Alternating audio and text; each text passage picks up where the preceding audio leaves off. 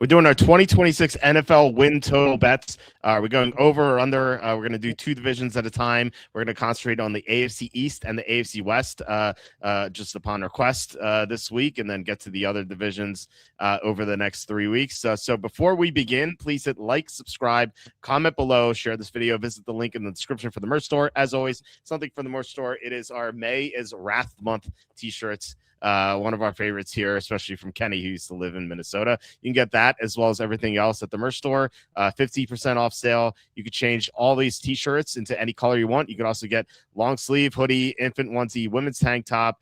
We have a bunch of other things, playing cards, mouse pads, baseball caps, mugs, baby bibs, blankets, a lot of stuff. And like I said, 15% off sale.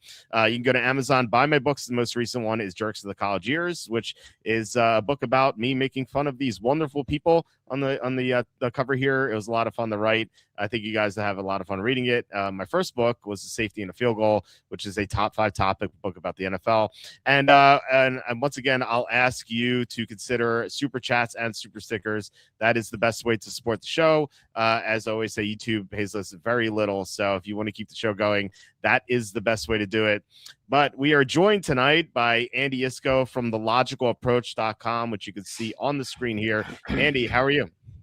I am fine, and I'll just mention, I guess we should really call this NFL Season Wins 2.0, yes, because we did do one back, and we'll do probably 3 or 4 of them between now and the start of the season as we get more information. But, maybe at least at this point, and again, everything is subject to change, but we might have some stronger opinions now than we did I guess it's close to 6 weeks ago right now. The other question I have is, I saw you going through all the WalterFootball.com merch, but I must have missed the one with the WalterFootball.com thong. Well, I wish you'd come up with that. I don't know if they offer it on Zazzle, but if how about they do, a zoot suit? Look, if they have it, I'll put in a request for it. I'll definitely do that. I have not seen any options for it. It's something I would have noticed, but maybe they will design one for you. Yeah, I'll have to email them and ask for a request. That would be nice. I think that would be a hot seller for sure. But yeah, maybe, and that'll be 15% off too. So a big W, a big F, and in between a small little T. I mean, WTF for a thong. Yes, I like that a lot. It's great suggestion. I doubt they offer it, but I'll look into it and hopefully they do. But yeah, like you said, we did this earlier before back in like late March after free agency. Maybe it was like early April as well. It's somewhere probably in there. Probably. I think it was probably about 3 weeks after free agency. Free agency was like March 3rd, I think. So probably about 2 to 3 weeks later after that, because I'm sure it was it had to be after free agency and prior to starting to really talk about the draft, which I think we probably did I think we did a couple of touching upon the subject in early April. And we probably, before we did the season win totals, we were probably talking about the effects of the free agency signing that had started, like I say, I think it was March 3rd. So we probably spent a week or two talking about that. Oh, and then of course you had your colonoscopy in the middle of that, so that also left out a week that. That was the beginning of was it March? I think it was so long ago now. But yeah, that was not a pleasant week. Still actually have the final Gatorade here. I had 5 of the 6. I still have the final one here. Not sure what to do with of what. The Gatorade.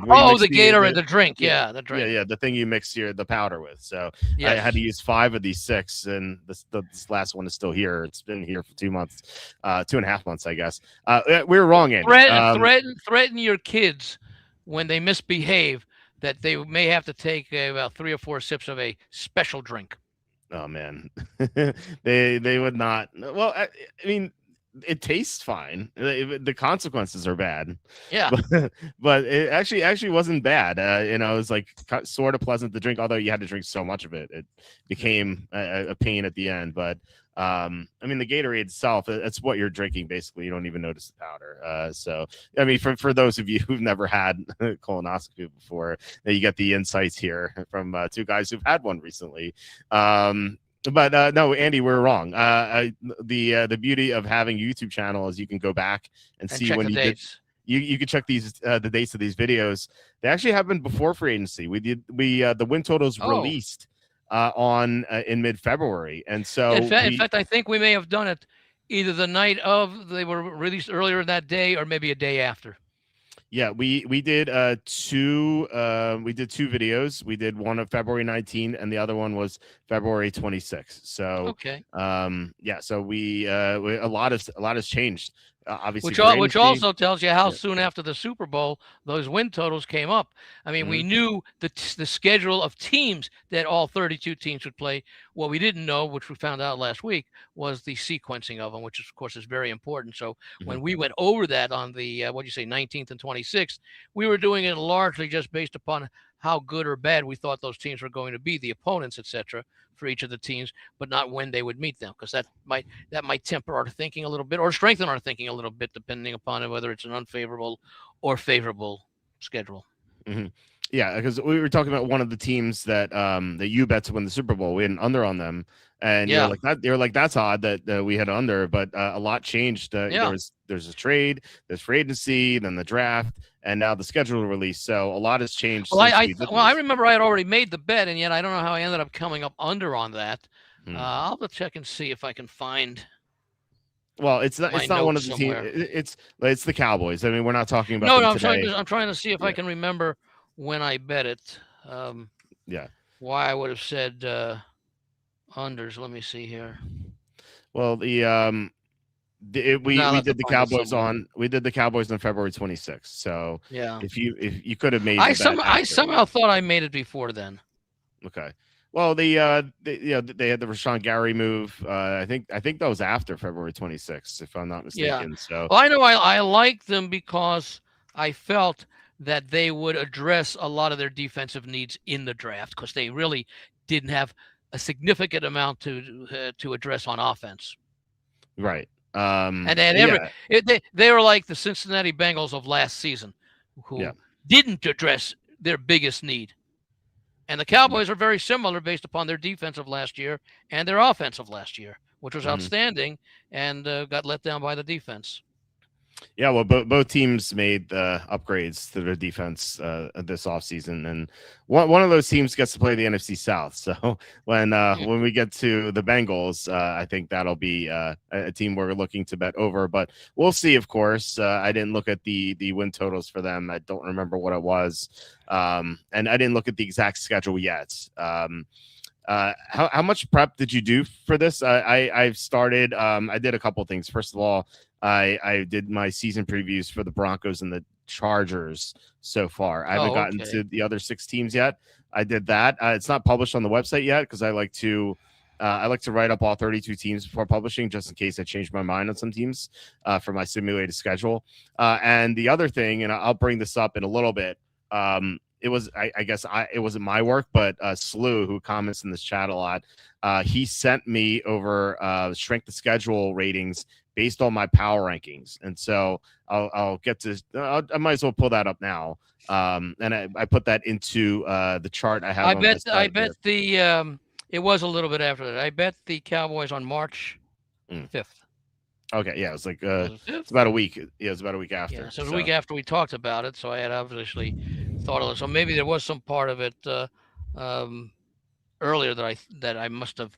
I guess it was probably just negative Cowboy sentiment at the time, coming over from last season. But when I did a little bit more study, and maybe it was some of the early signings, but I think it was just my reevaluation as I went back and took a look and saw the odds and looked at the odds of the other teams in the NFC. Well, I mean, it was early in the offseason. This February, it's just a few weeks after the Super Bowl. So well, it was literally 2 or 3 days after the start of free agency that I made the wager. Okay. Yeah, I mean, look, it's a long off season. You can obviously change your mind. Well, not only that, I also I like them because of the offense, and I think also is that my feelings then and my feelings today still are sort of negative on the Eagles as far as that goes, who were expected to be the top team in the division. I was positive on, I was more favorable on the Giants and I didn't know about Washington because of the Jaden Daniels situation, although I still am favorable because of the head coach. I like Dan Quinn. Okay. Yeah, and they made some good moves. So we'll get to that division eventually. As you can see on the screen here, if you enlarge it, you'll be able to see the strength of schedule for every team based on my power rankings. And so, number one, the toughest schedule this season is the Cardinals, and then the Dolphins, Seahawks, and Rams are tied after that. So no more NFC South for these NFC West teams. So their schedules are a lot tougher this season. They're going to have to beat some decent teams if they're going to get close to their win totals. Yeah, and then at the bottom here, the easiest schedules, the Saints and the Lions tied for the easiest schedule. Then the Bengals, I mentioned them. Obviously, all these teams, Saints obviously in the NFC South, all these teams, including the Browns and the Ravens and the Falcons and the Vikings, they all play the NFC South this year. So look out for that. The two teams that went to the Super Bowl. See, I don't know that that's necessarily good or bad, because even though they all had losing records in the NFC South, they also were very competitively bunched with each other. Now, obviously, because they all had, what were they, 3 8-9s and one 6-11. 6-11. So that's 5. That's 8 games below 500 for the division as a whole, which obviously means all those 8 games below 500 came against non-divisional opponents. Right. But no team with a winning record, right? So no tough game. So what division would you rather face? You know what I mean? Because like any other division will have like you might have an easier or an easier game, but you might have like 2 tougher games. So I'd rather play. Well, when you see a division that, well, again, when you see a division that had all 4 teams below 500, in this case, -1, -1, -1, -5. Okay, 8, 8, 24, 30, and 38. Yeah. Okay, yeah. That's -8 games below. What that tells you is that collectively they did not have success outside of the division, because in the division you're going to go 3-3, basically 9-9, I guess, against the other. Well, I guess it'd be 12-12, because each team is going to play 6 division games. 6 times 4 is 24. 12-12. Because for every division winner, there's obviously its opponent in the division game, a loser. So to be 8 games below tells you that they did not have success against non-division teams. Now, I don't know which team had the best record. I was going to say the NFC West, because let me see, did we lose something here? Yeah, we lost the camera again. There we go. Come on, camera. Oh, I see what I got to do. Okay, there we go. All right. Yeah, because I had it enlarged, and I think I hit the wrong button there. But for a team that was like the NFC West, which was what, 14-3, 14-3, 14-3. That's 42-9. And what was Arizona? Were they 3-14? I think. Mm-hmm. So that's 12 and 41. No, I'm sorry. What, 14? 42. That's 45 and 27, 45 and 41. 45 and yeah, 41. would you no, wait a minute. No, 44, I'm sorry, 45 and 45 and 23. 14 and 9. 45 and 23. 68. That's what it got to add up to. 17 times 4. So what we say, 45 and 23. That's 22 games above 500. So that tells you that was a very powerful division. I do it every year when I finally put my report together on season win totals. And one of the things I take a look at is what was the division's record outside the division last year, based upon the opponents that they played, including the 2 divisions where they each played all 4 teams. Okay, and what the records are of or the win totals for the for their non-division games for the coming season, what those records are. So I get a numerical idea of whether this team is facing an easier or weaker, easier or stronger, tougher schedule based upon how those Guess it would be what 6, 11. The 44 non-division games go. Right. That sort of gives me an idea as far as what the overall strength is. And go ahead. I didn't get a chance to finish it because I'm in the midst of it, of doing the recalculated season win totals, or strength of schedule rather, based upon season win totals. Okay. As opposed to last year's, which is what the NFL uses and most other publications. Yeah. Well, like I said, this is just based on my power ranking. So, it could be wrong. I could be off on some teams, obviously. But this is so I have to thank Slew for sending this chart over. It was very helpful last year. And this year, as you can see, the Saints, Lions, Bengals had the 3 easy schedules, followed by the Browns, Ravens, and Falcons. And it's helpful when you already like a team and you see they have an easy schedule. Conversely, when you don't. There we go. You lost my mind. Okay. I don't know what happened there. I was saying, it's great when you already like a team and you see they have an easy schedule. Conversely, when you think a team sucks and they have a tough schedule, it's kind of like marry those two. The Cardinals and Dolphins, we don't expect them to do much this year, and they have the toughest schedule. So it's like, okay, these seem like easy unders, whereas Saints, Lions, Bengals, etc. seem like easy overs. But we'll get into all the schedule. We'll follow the entire schedule and talk about each team. So and I have all the odds on the screen here. So I'm going to pull this up right now. Right here. So these are the 8 teams we'll be talking about today. The Bills, Broncos, Chiefs, Chargers, Raiders, Dolphins, Patriots, Jets. I feel like we should probably start with the AFC East because I was going to say let's do it division by division rather than alphabetical the way you have. Yeah. I was going to say start with the East rather than the West because the West Coast people, it's 8:42, so they can stay up longer. So the Eastern people might want to hear our analysis here. I highlighted in orange is the best odds. So FD is FanDuel, DK is DraftKings, BMGM is BetMGM, CZ is Caesars, and then BM is Bookmaker. So I looked at 5 sports books. I highlighted the best number for each of these. And so we hear the column here's over, under, etc.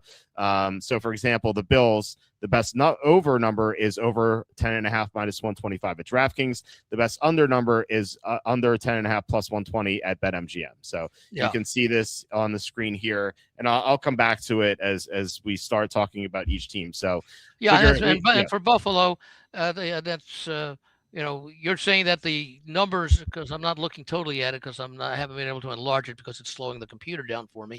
But it's 10.5 with varying VIGs. Yes, 10.5 across the board. The best over VIG is minus 125. The best under VIG is plus 120. Okay. Yeah. Also, Bookmaker also has plus 120, so you can get that in 2 places. Now, are you doing offshore or offshore in Vegas? When I go to Vegas and I have these numbers, I'll add it to this chart. But I don't have the Vegas numbers.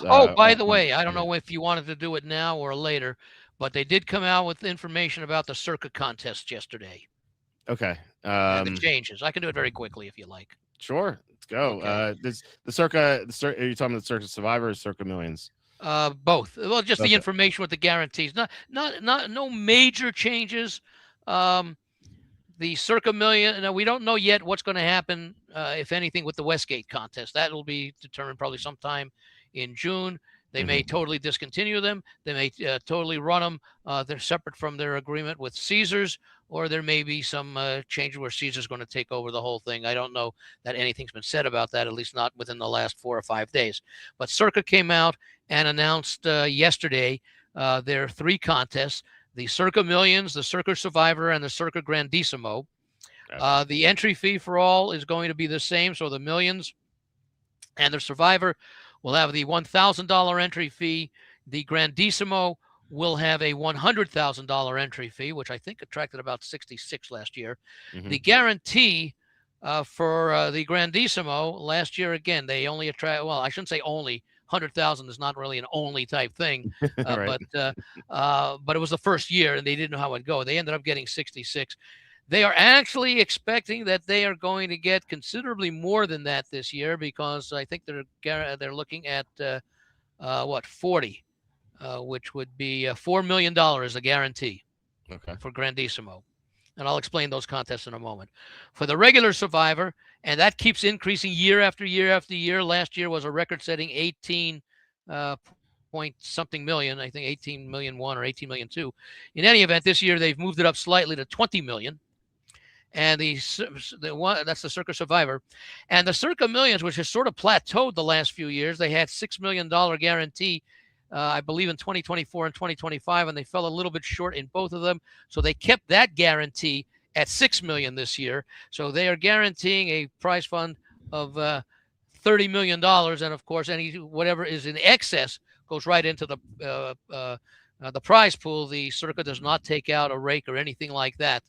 So everything is paid out. I believe, if I recall last year for the millions, that if they didn't exceed the 6 million, but I believe the excess of the 6 million goes into the quarterly prize pool as opposed to the overall, because the overall prize pool, and they pay the top 100, that's all set what the number is. The quarterly is based upon them hitting exactly the number, and anything above that gets split. So you have a maximum of 10 entries as opposed to 5 last year in the millions. You also have, or maybe it was 10 last year. Maybe it was 10 in Survivor. 10 is also the maximum number of entries you have in Survivor. And I forget what the number is at Grandissimo, whether it's going to be 2, 5, or 10. But if you can afford $100,000 for single entry, it doesn't matter much whether you enter 2, 5, or 10 or any other number in between. Now, signups do begin a couple of days from now. May 22nd, for those people who are interested in signing up for one or more of these contests, or if there are Westgate contests, which if they do have it, traditionally they start July 1st with their signups. And those are the two properties with the main contest. You do have to show up in Las Vegas to sign up for yourself as an entry. Now, if you have a friend or someone else who's traveling out here or lives here, they can sign up, but the contest will be in their name, and they would be the ones who would receive any prize money. And then, of course, if you're not able to put your selections in person, you are able to use a proxy who you would appoint when you are in town, or whoever signs up for you would appoint, and they would be responsible for putting your selections in each week during the season. As far as the Circa Millions goes, that's the easy one to explain. Actually, they're both pretty easy. You make 5 picks a week against a static point spread. Point spreads generally for Circa come out on Thursday mornings. There will be a few exceptions later on, what I'll mention about the holiday weeks. You come out Thursday morning, they do not change. So if the Cowboys are -5 over Washington when the line comes out, and by the deadline, which is Saturday afternoon, let's say the Cowboys are bet up to 6.5 for contest purposes, the line is -5, whatever it was when the lines come out. Obviously, if the line goes down to the Cowboys -4.5, you still have to lay 5 with them in the contest. You make 5 selections a week for 18 weeks, so you make a total of 90 selections against the spread. It's very much in line with the procedure for the Westgate Super Contest. The Circa Survivor and the Grandissimo, those are identically laid out as far as the procedure, the rules for those contests. The difference really is the entry fee. Like a Survivor, it's like a last man standing, king of the hill type contest. Whoever survives the longest wins the entire pot. Or in the case of, I think every year of the contest, I believe they've all gone the distance. So several people shared equally in the pot.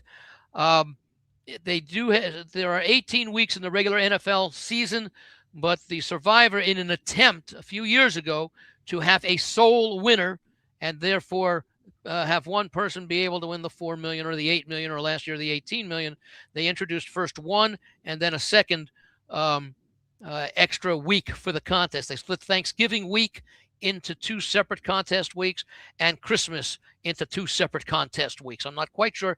I haven't seen the rules yet. I didn't get a chance to look to see if they've been posted yet.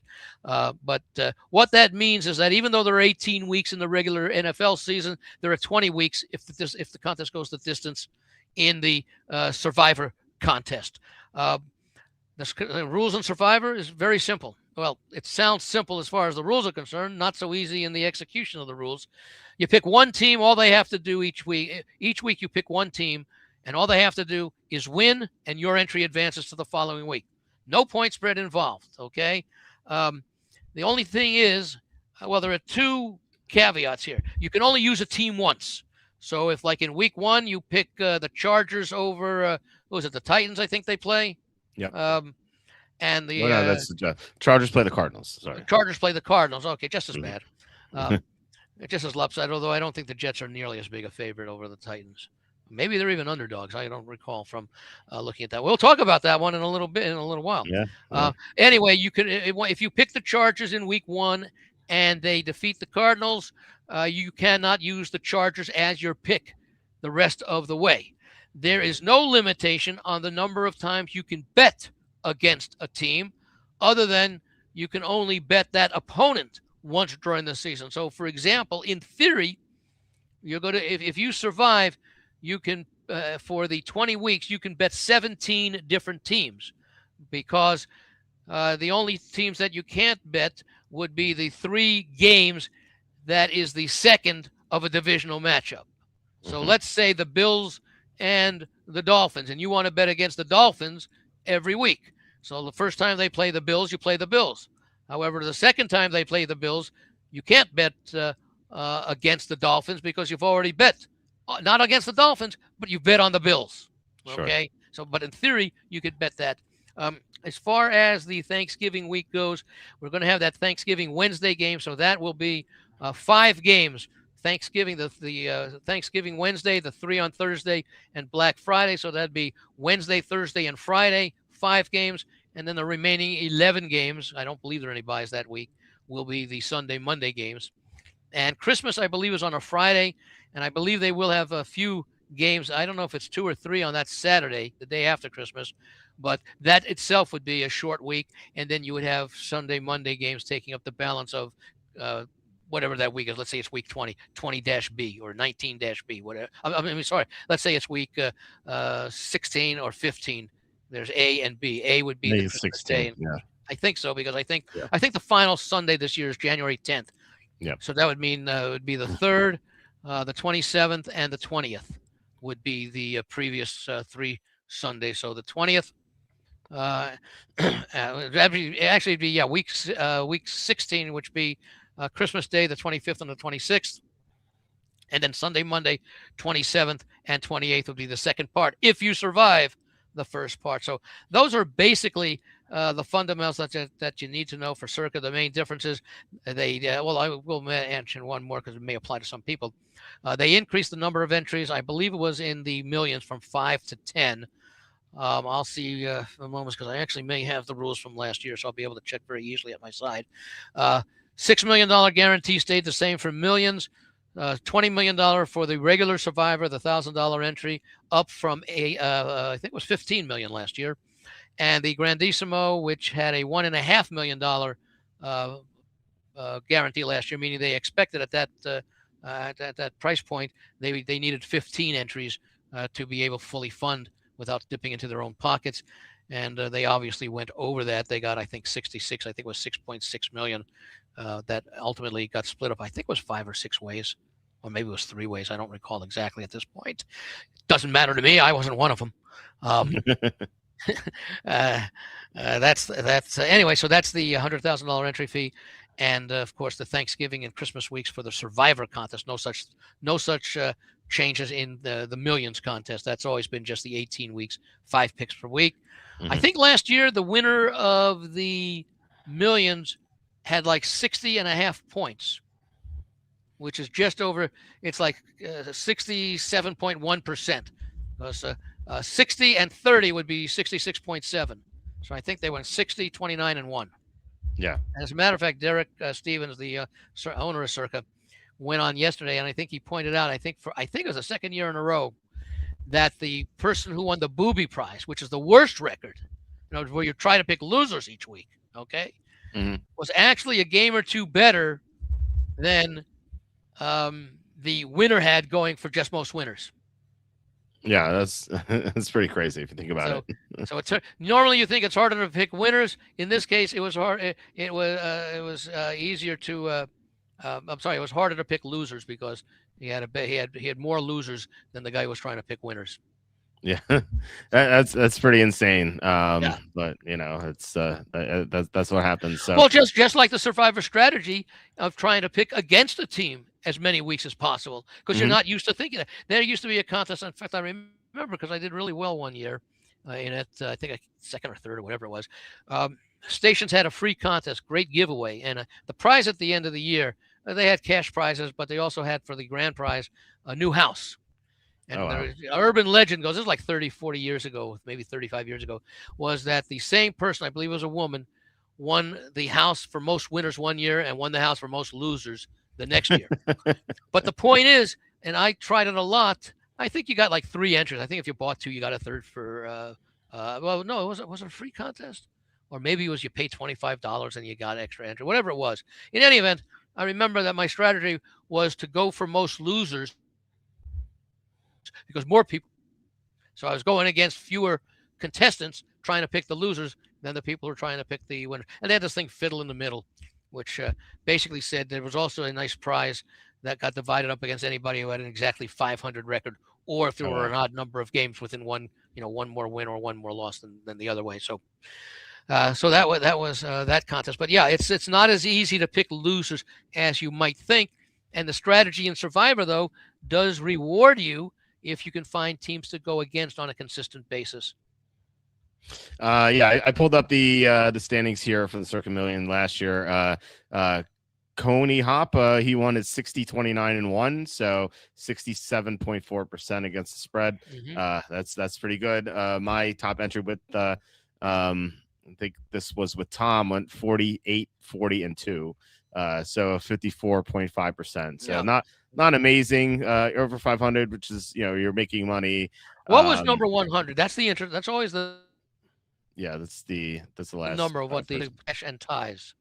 Yeah, Gigi's College Fund went 53-31-1 at 63.1%. So that's what you need. That's pretty good. Now you did have almost 6,000 entries. I think you had like 5,700. Right.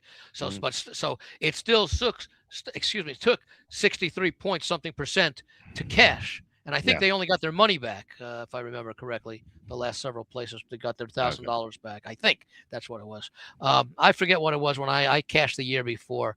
And I forget what my percentage was. It was in the low 60s, and made money on it. But so I go back to the days. Remember, I've been in Vegas since 1991, and for many years it was the Westgate contest. But until ESPN started covering it in 2010, and I started in '91, so the first 20 years of the contest, 1991, my first 20 years in the contest, it started I think in '88.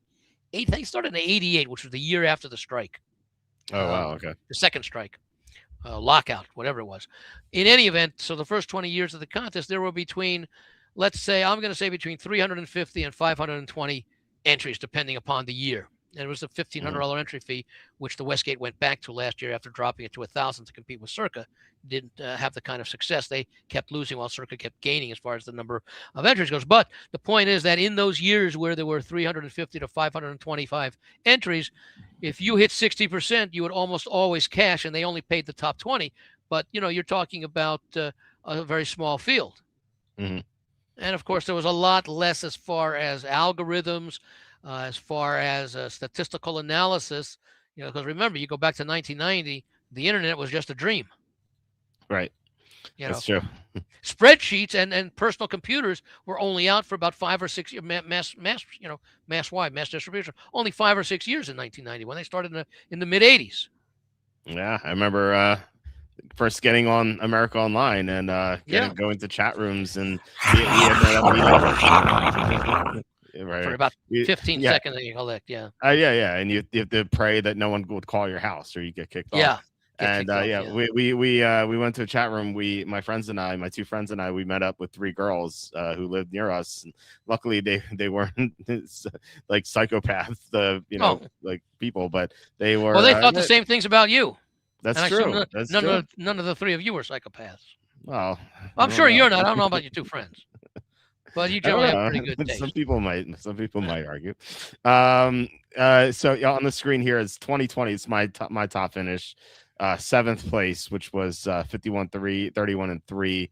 But that was 17 weeks, and that was yeah, that's before they went to 18 weeks, so it's kind of it's not as impressive as it would be So now. that was a nice payday, if I would think.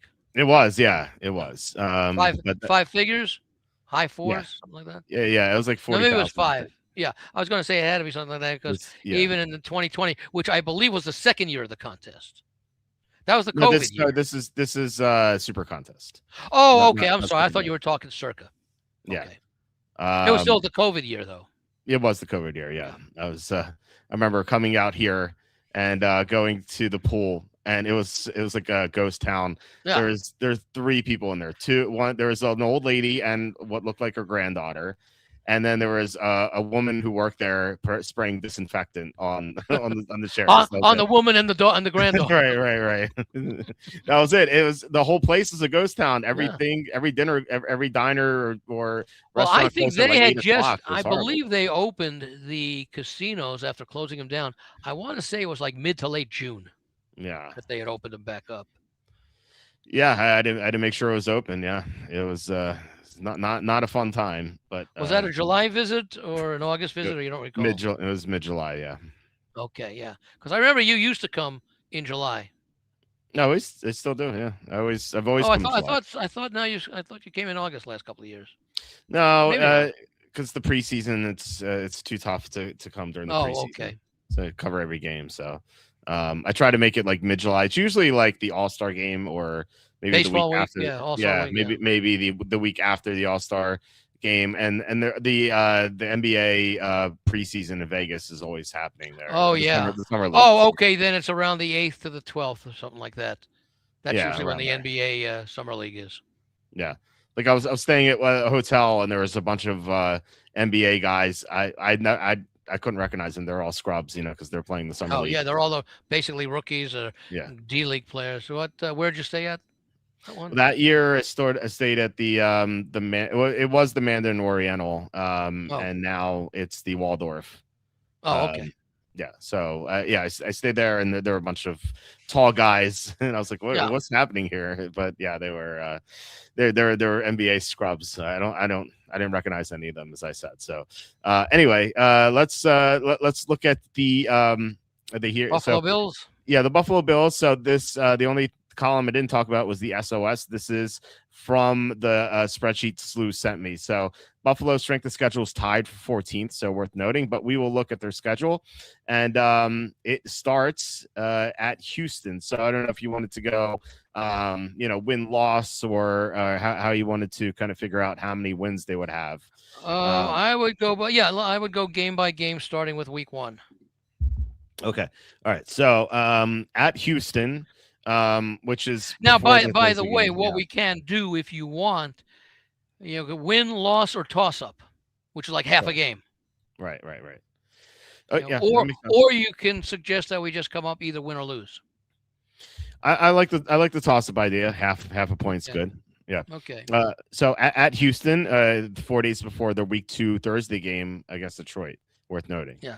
So I do like Buffalo, but I can understand Houston winning. I just think Buffalo's going to come out and make noise because of their disappointment the last few years.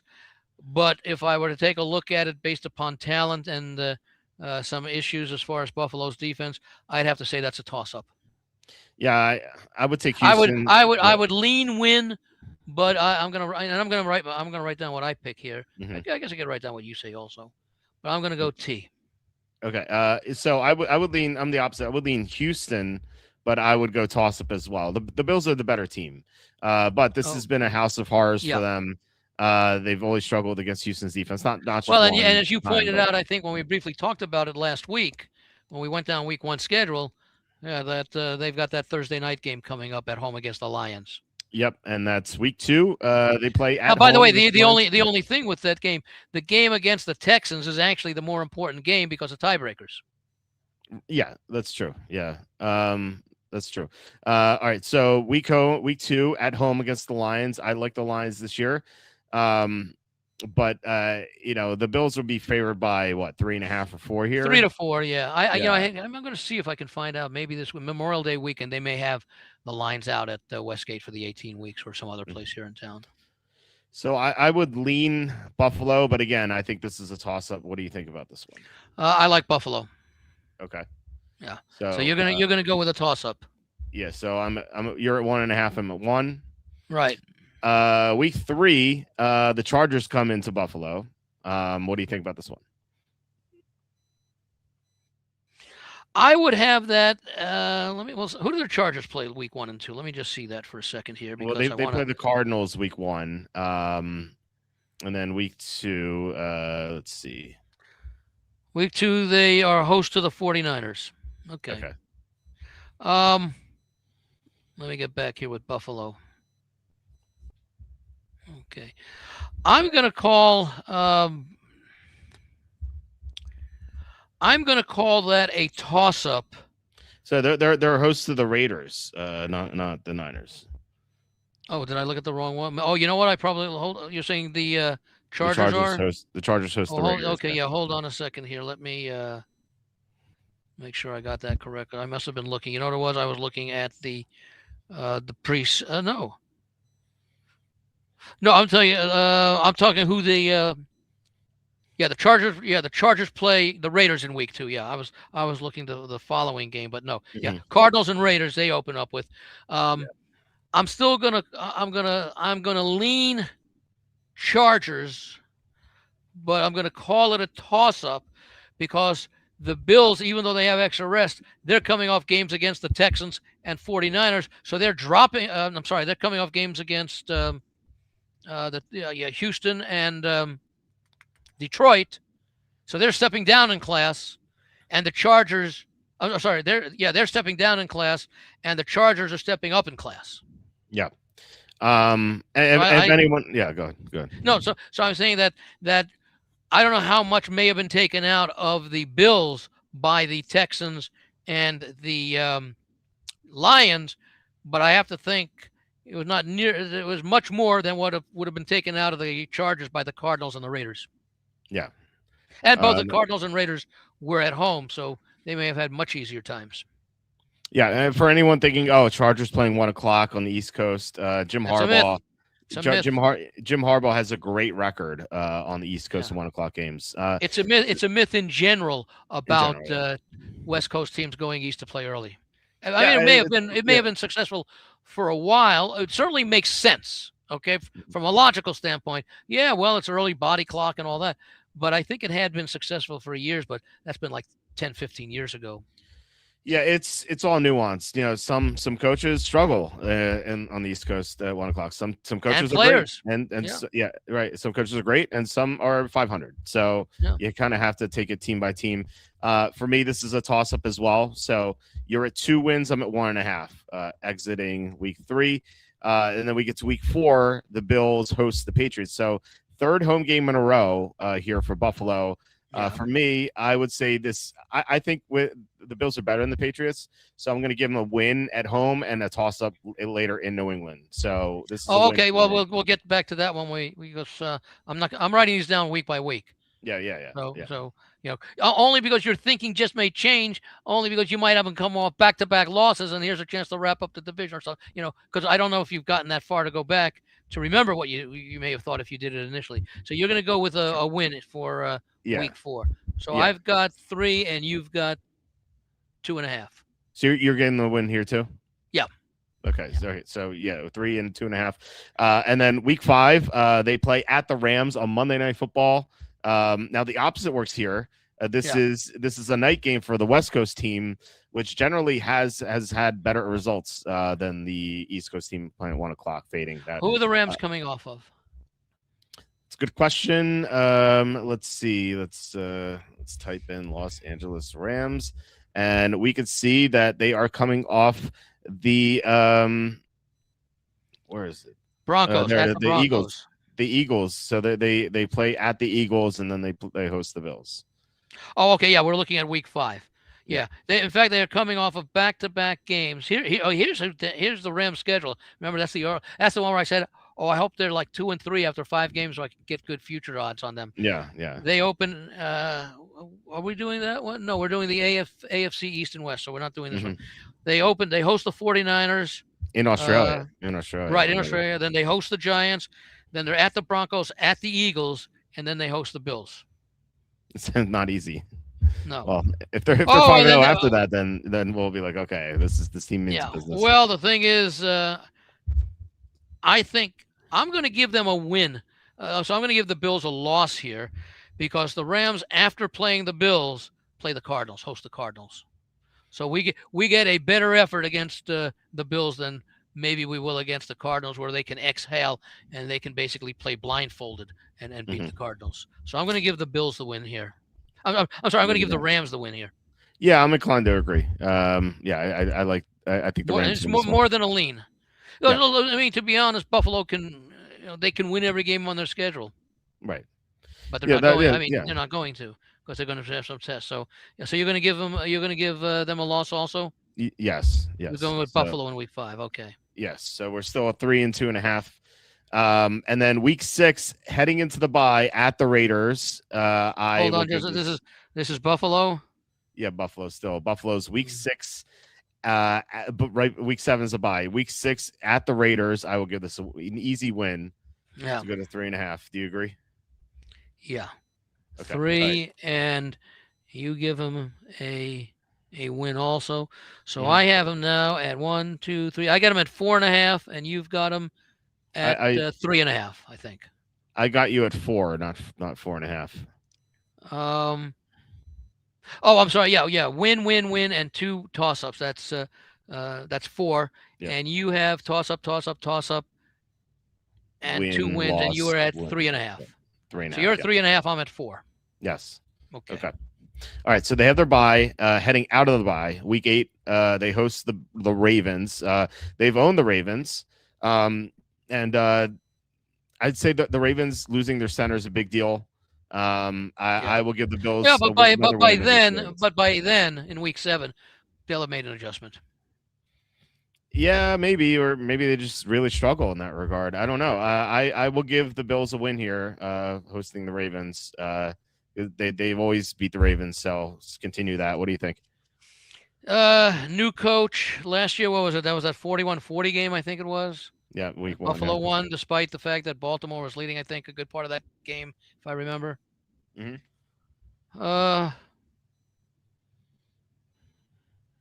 Yeah, I'm going to give them a win. Okay, so you're at 5 and 4.5. And you're also with a win there, yeah. Okay. 8 days later, Monday night at Minnesota. I don't have much faith in this Minnesota team. I like their coaching, but yeah, they have a lot of holes. I'm going to give the Bills a win here. What do you think? I'm going to give it a toss-up because of the defense of the Vikings. Okay. And Flores. Right. Okay, fair enough. The next week so I'm going to give them a toss-up, and you're going to give them a win, right? You're giving them a win, right? Yeah. So you're giving them Buffalo a win. Yeah, we're both at 5.5. Mm-hmm. Yeah. Okay. 6 days later, they go at the Jets. We're both at 5.5. 5.5. Yeah. Yeah. So at the Jets. 6 days later, that I'm is now at 6.5. Yep, those are easy wins here for the Jets. We're for the Bills. Sorry, we're both at 6.5, and another one. They go to they host the Dolphins. Next one is at home to the Dolphins. Yeah, they host the Dolphins on Sunday the 22nd. They host the Dolphins Sunday the 22nd.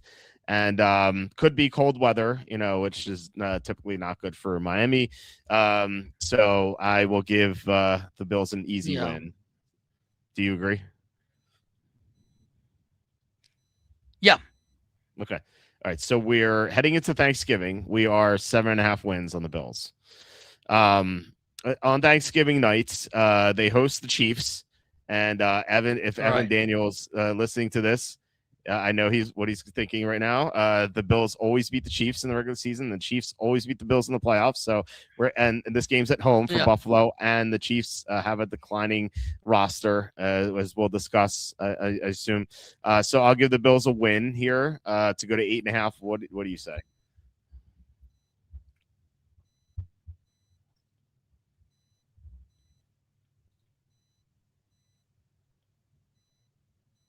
Did you say anything? I didn't hear you. No, I didn't. My audio went silent. I didn't have a Oh. glitch. Just the audio went silent, so I didn't hear what you said about the Chiefs after, Kansas City Bills win regular season. Kansas City wins playoffs. I didn't hear anything after that.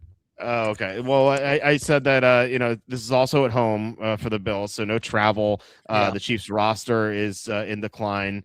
I'll give the Bills a win. Where are the What do you- Chiefs coming off of? I'm still gonna make it a toss-up. Okay. All right. You gonna give them a win? Yeah, I'll give them a win. Yeah. So I'm at 8.5, and you're at 8. Well, who's Kansas City coming off of?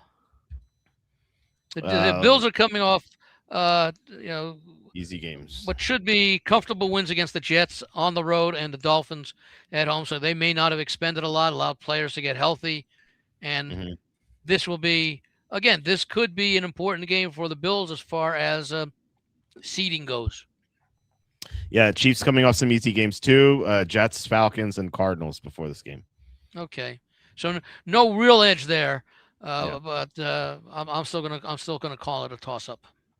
Okay, all right. Okay, what's the next game? It's at the Patriots. At the Patriots on December 6th. So before I said win and then toss up, I'll stand by that. I'll give a toss up here. What do you think?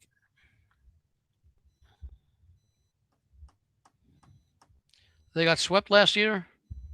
There was a split. Remember Sunday night, the Patriots won, and then the Bills had to come back against the Patriots. That's right. Yeah, the 21-0 lead that the Patriots had, which they would have been looking for.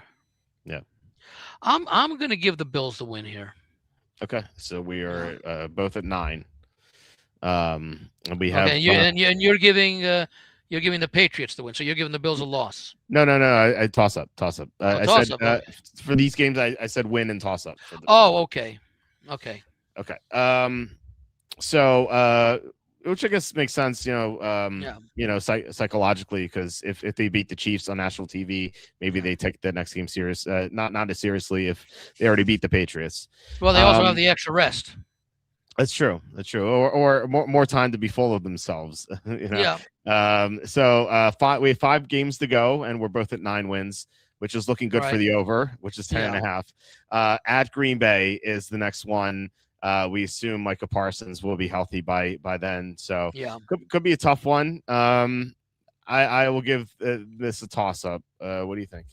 I'm going to give the Packers the win here. Okay. So any reason why? Yeah.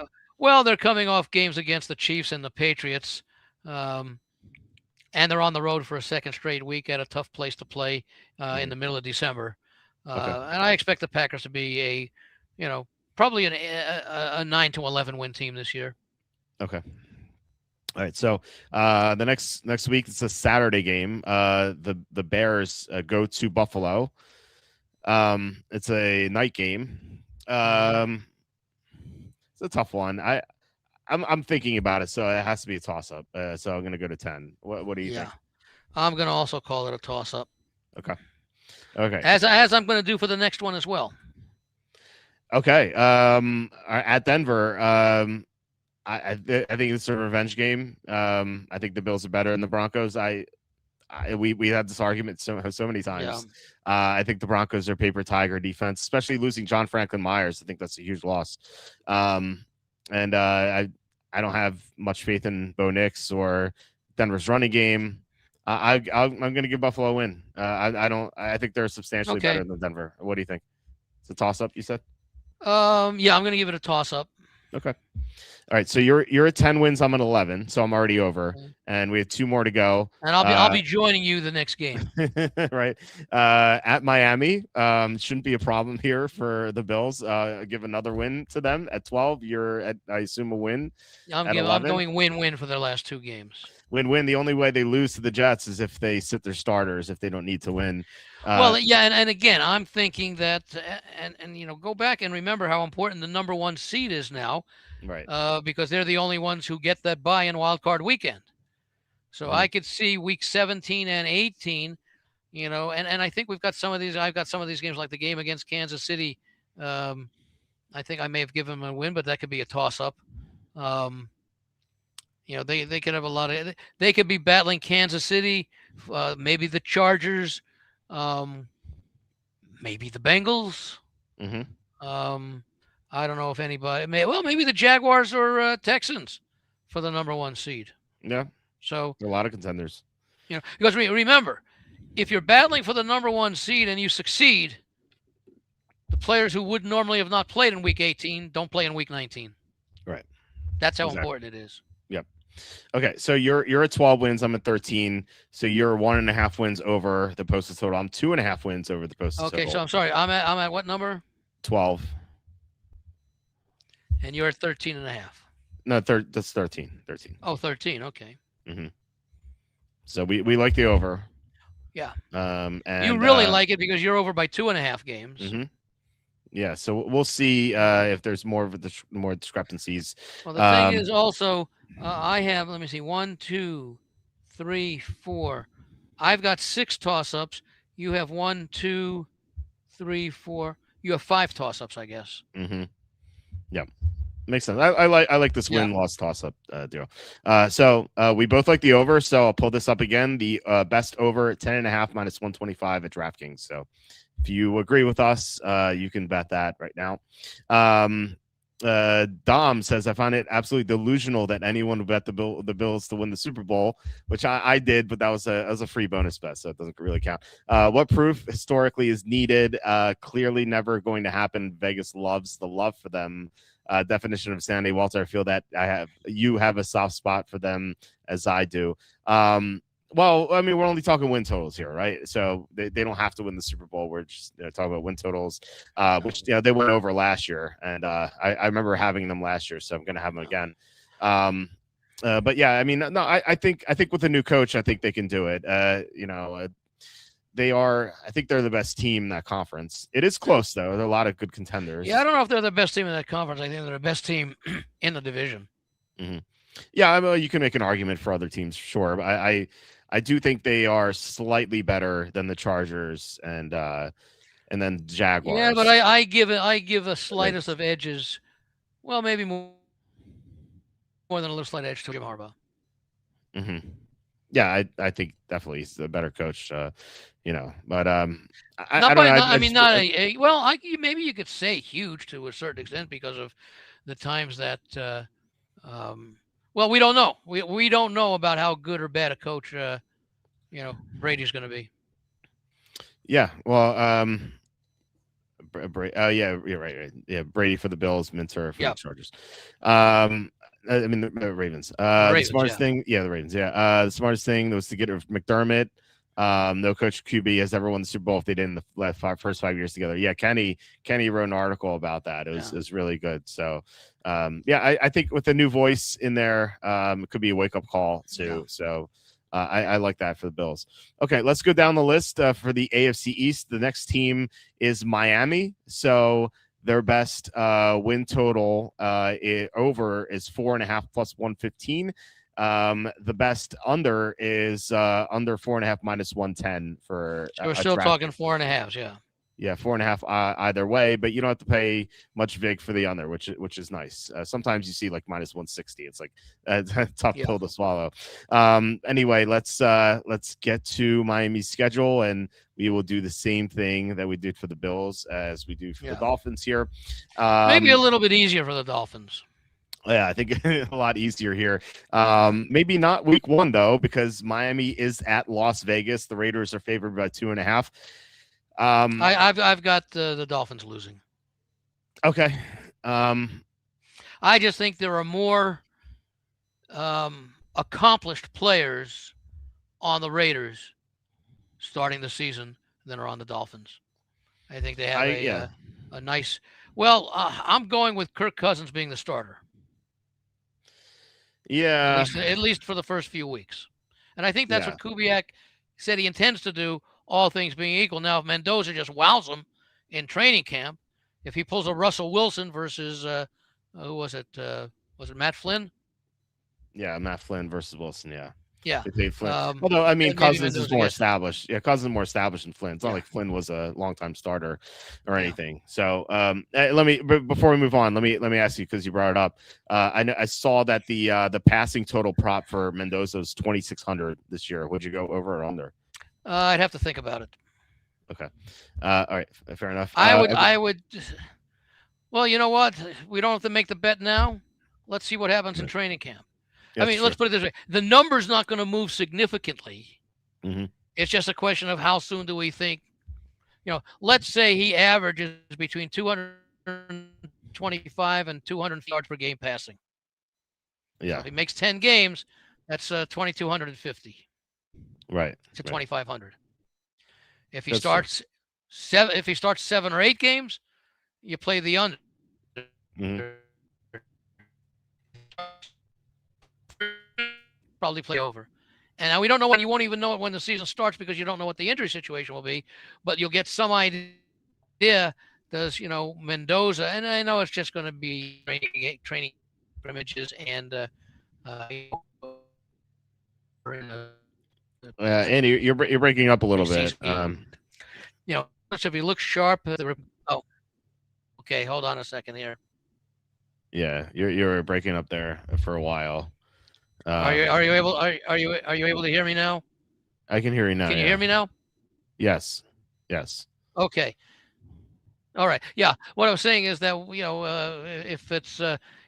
think he's going to start 12 or 13 games, unlikely, then you play over. If we think he's going to start 6 to 8, then you play under. I'm inclined to think, all things being equal, it's probably under rather than over, because I also think with Genti in there now, they're going to be able to emphasize more of a running game, especially with the offensive line improvements that they have, and the fact that they don't want to put too much pressure on, let's say it's Mendoza in the passing game. And, who are the receivers for the Raiders this year, other than Brock Bowers? Trey Tucker, Jalen Naylor, not anything great. Yeah. So I'm going with the Raiders to win opening week. Okay. Dom says you and Andy together going back and forth picking each other's brains brings out brilliance. Absolutely love it. Thank you, Dom. Really appreciate it. And by the end of the evening, neither of us has a brain because we're all wiped out. Yeah, well, I mean, it is late, especially on the East Coast. So, you know what? I'm going to give this a toss up because it's week 1 and weird things happen week 1. The Raiders beat the Patriots last year, week 1. So forget about that. That was week 1. That's history. That has no bearing to this year. That's right. Doesn't mean Miami won't win, but it means upsets happen, even in week 1. Right. So week 4 comes around, and we're going to completely ignore this week 1 result. Yeah. Toss up for me. Okay. So week 2, second straight road game at San Francisco. I don't think we need to think about this too much.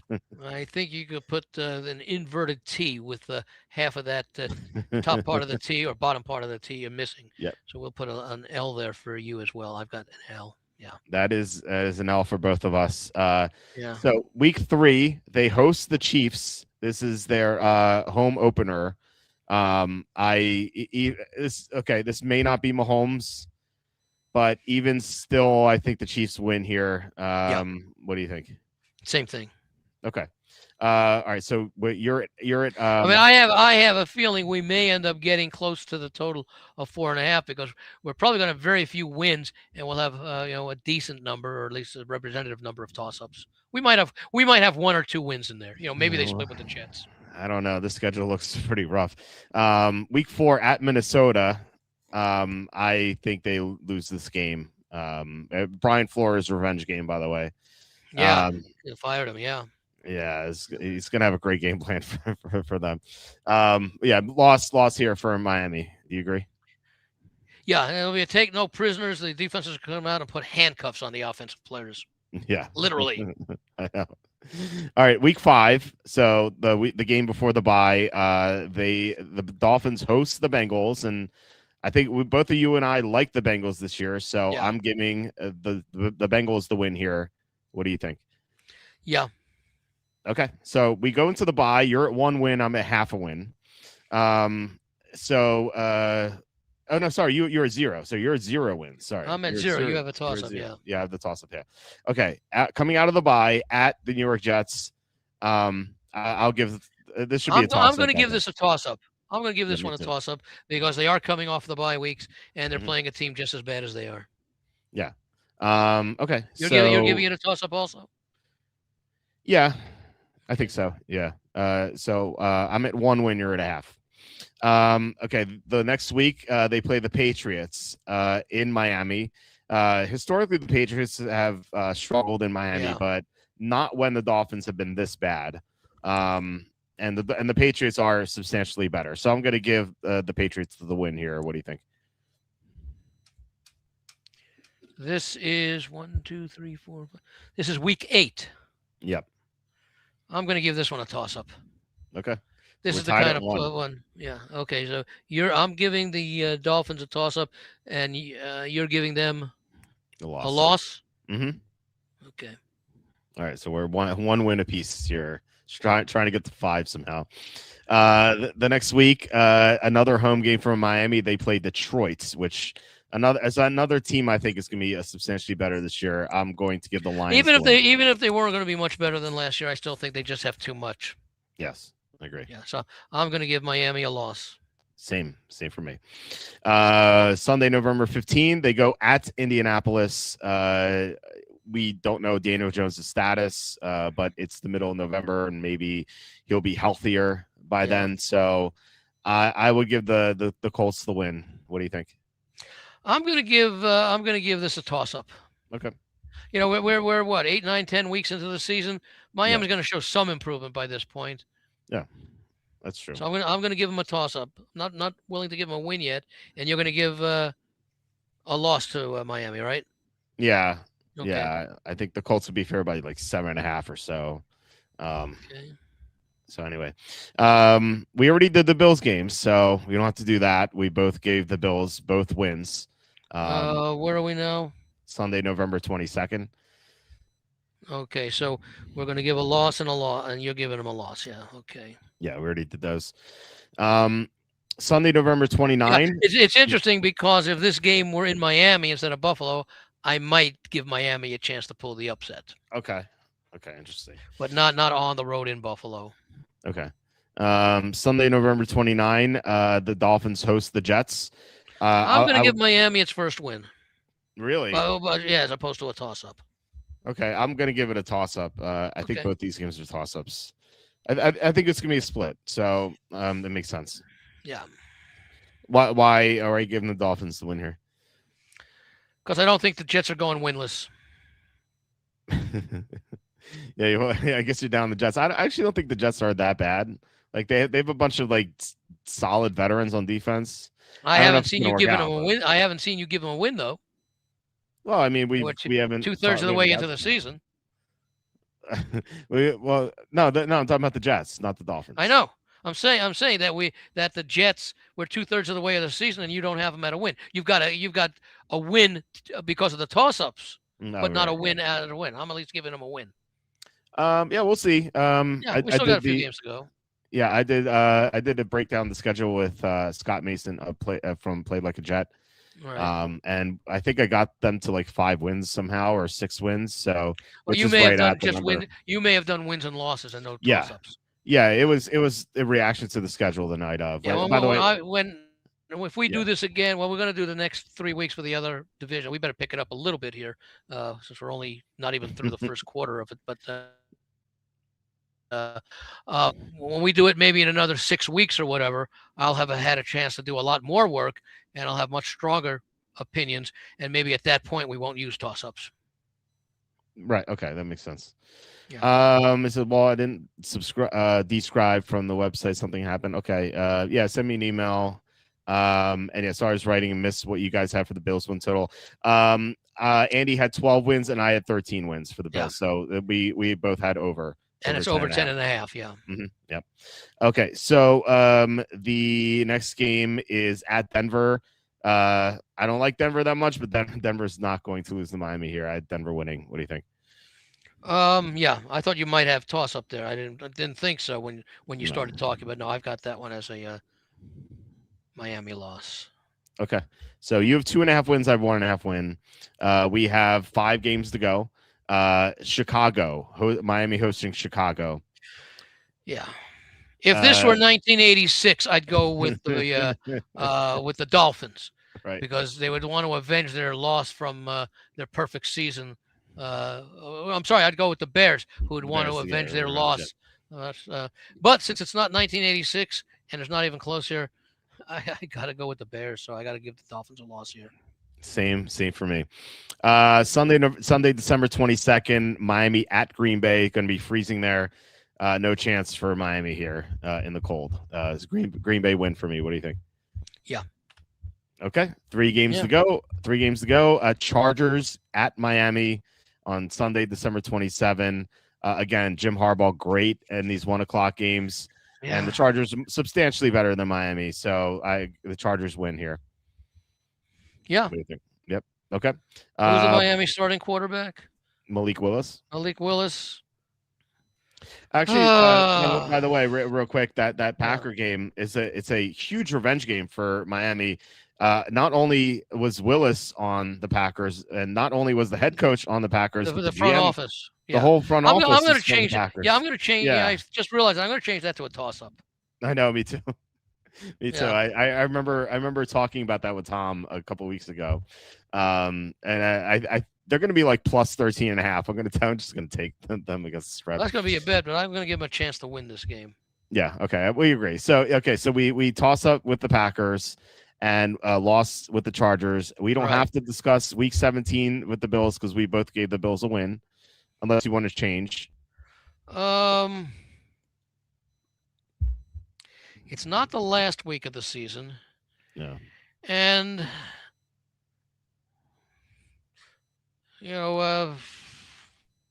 what do we've got? Well, we've got the Bills at 12-13. Mm-hmm. They could easily have the division wrapped up by then over New England. Yeah, that's true. But like you said, they'll be fighting for the 1 seed. So yeah, I have to give them a win. Yeah. Well, okay. I mean, give the Dolphins a loss. Yeah. Right. You're doing the same. Yes. And Week 18 at New England, going to be freezing there. We know January 10. I'm going to give it. Oh, that's right. We're not. I was thinking about the Bills. Yeah, I got to give Miami the loss there. Okay. I mean, are you doing the same? Yes, at New England. Yes. Yeah. The only thing that could change it is if Buffalo is like locked into can't get the number 1 seed. I'm talking about the Patriots game in Week 18. Oh, okay. That's right. The Dolphins. Yeah. Dolphins and Patriots. Dolphins, Patriots. Yeah, it's going to be freezing in New England. Well, no, okay. No, the reason that I might change it's hard to make a case. What did the Dolphins do last year? Did they were they competitive against the Patriots in the end of the season? I don't know. Dolphins schedule. Let me see what the schedule was last year. I'm kind of blanking on that one. So they were not. Miami hosted the Patriots the final Sunday. No, Patriots hosted Miami the final Sunday, and okay. I remember betting the Patriots, and they covered. They covered a big spread. I think it was 14. They won 38-10 very easily. Who? The Patriots won. Patriots won 38-10 over the Dolphins, and in the other Patriots Dolphins game, Patriots won 33-27. That was week 2. Yeah, that was a struggle one. The Patriots were up like comfortably the whole game, but then the Dolphins made it close at the end. But that was week 2 in the heat, and that was before the Patriots really became. Maybe I'm starting to think that we're doing this.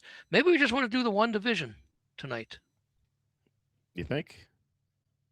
I don't know. Well, let's see how long it goes because. Let's see. Either that or we. Well, the reason I'm thinking of that is that we're giving like a lot of our explanations now, and when we do it again in a month or so, we will have formulated much stronger opinions that we won't have to go back and say a lot of what we said. I mean, I'm writing down, and I guess you are as well, writing down what we're talking about now. So I might find out that, I'm going to give Miami a win here and a win there instead of just a toss-up or something, or for some other team. So we may end up spending less doing it in the future and spending more time doing it now since we're laying things out. And we already know where, remember, what we did a few weeks ago is virtually meaningless now. Doesn't mean we will change or we won't change our opinions on those. But now at least we've got the schedule to take a look at and who they're coming off of. Yeah, well, let's see how quickly we get through these next 2 teams. So what did we both have for Miami?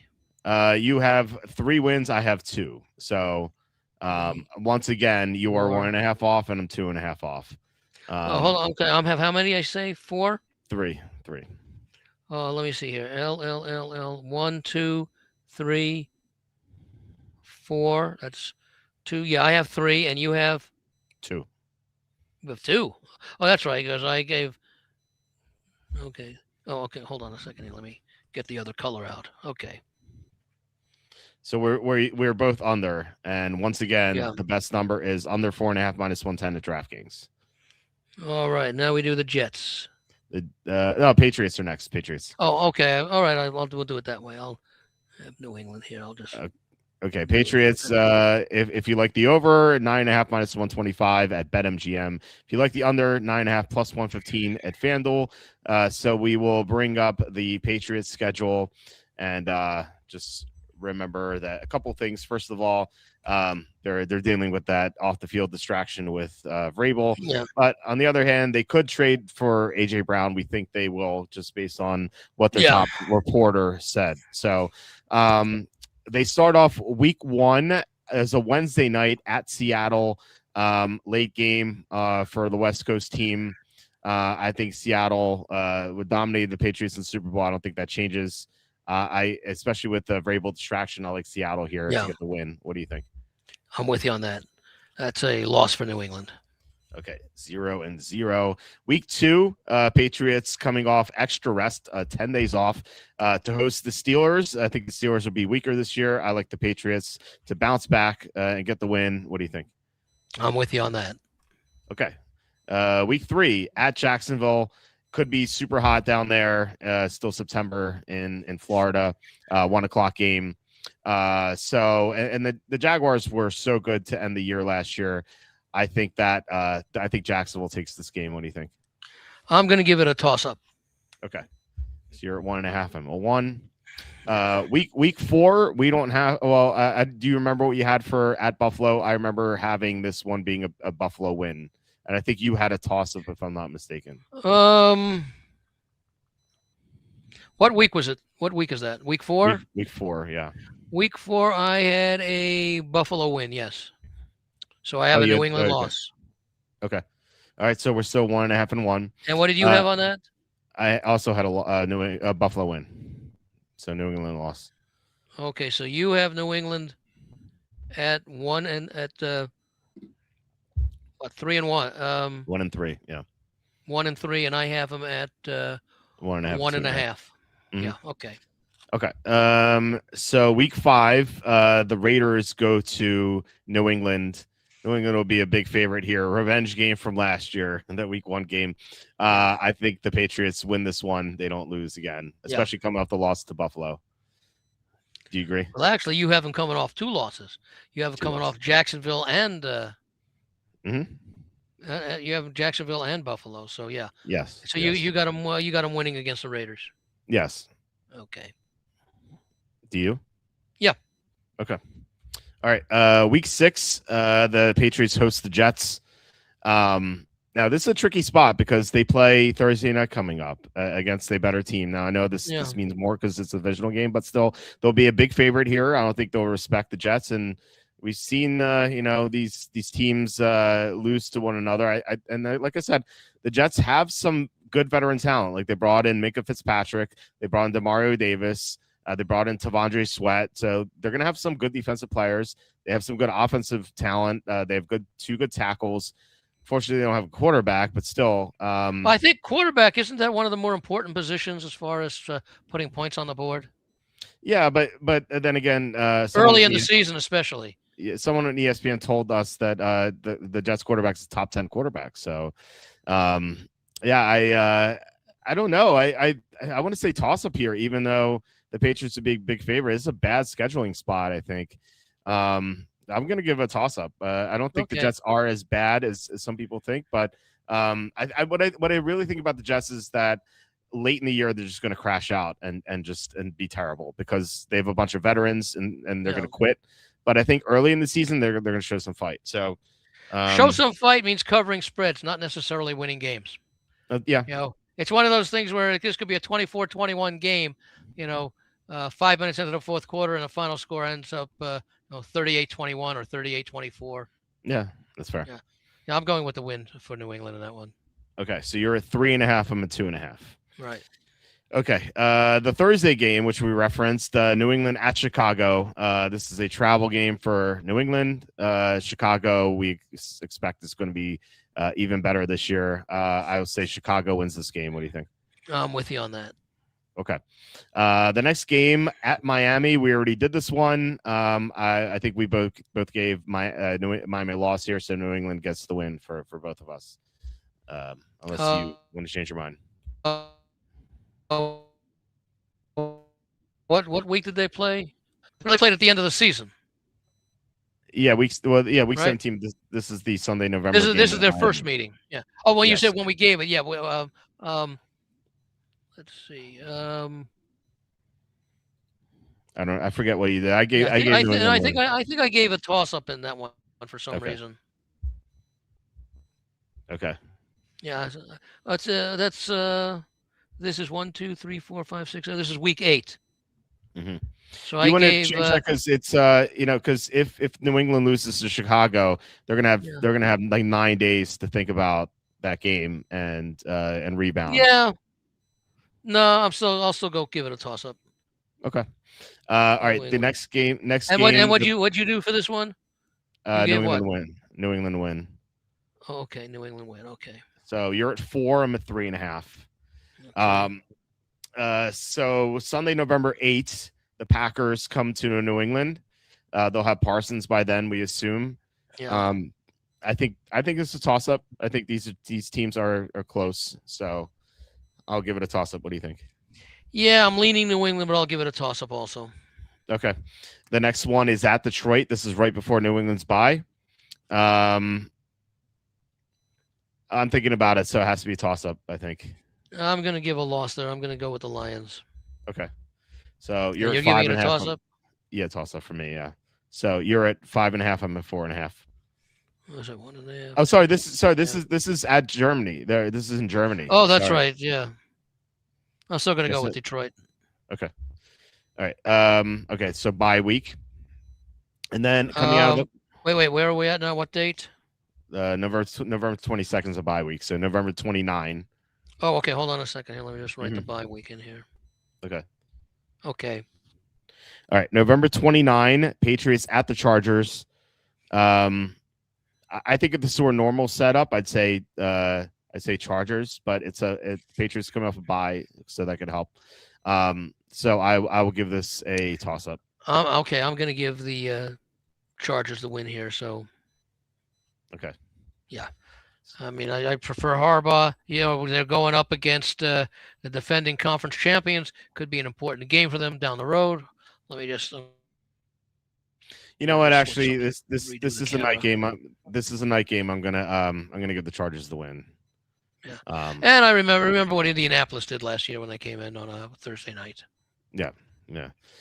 Okay. So Sunday, December 6th, which is Buffalo. I'm just gonna let this my screen flicker. Okay. All right. I'm looking at the schedule screen. I wasn't even. Wow. Geez, I feel like I'm having a trip here. Yeah. Hold on a second here. Okay. December 6th. The Patriots host the Bills. I gave this a toss up. I believe I gave the Bills the win.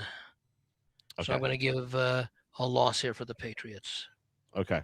So you're at 5.5. And you're giving it a toss up. Yes.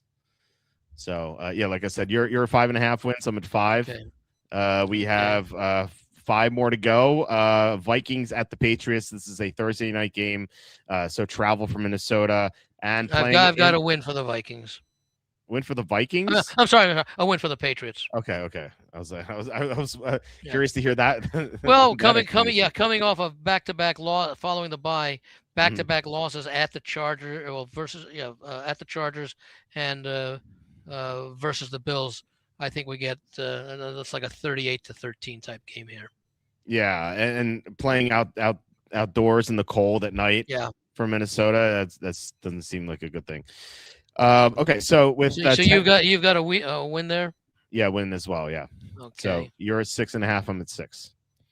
Okay.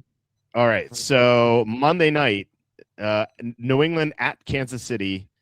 Have to think Mahomes will be 100% by then. Is that a Monday night? Monday night, December 21st. Yeah. So so the Viking game is on a Thursday. Yeah. So they get a bonus. They get bonus 10 days off. So almost like a bye. Yeah, it's gonna be a tough spot here. I'm not a big fan of the Chiefs this year, but I think the Chiefs take this one. What do you think?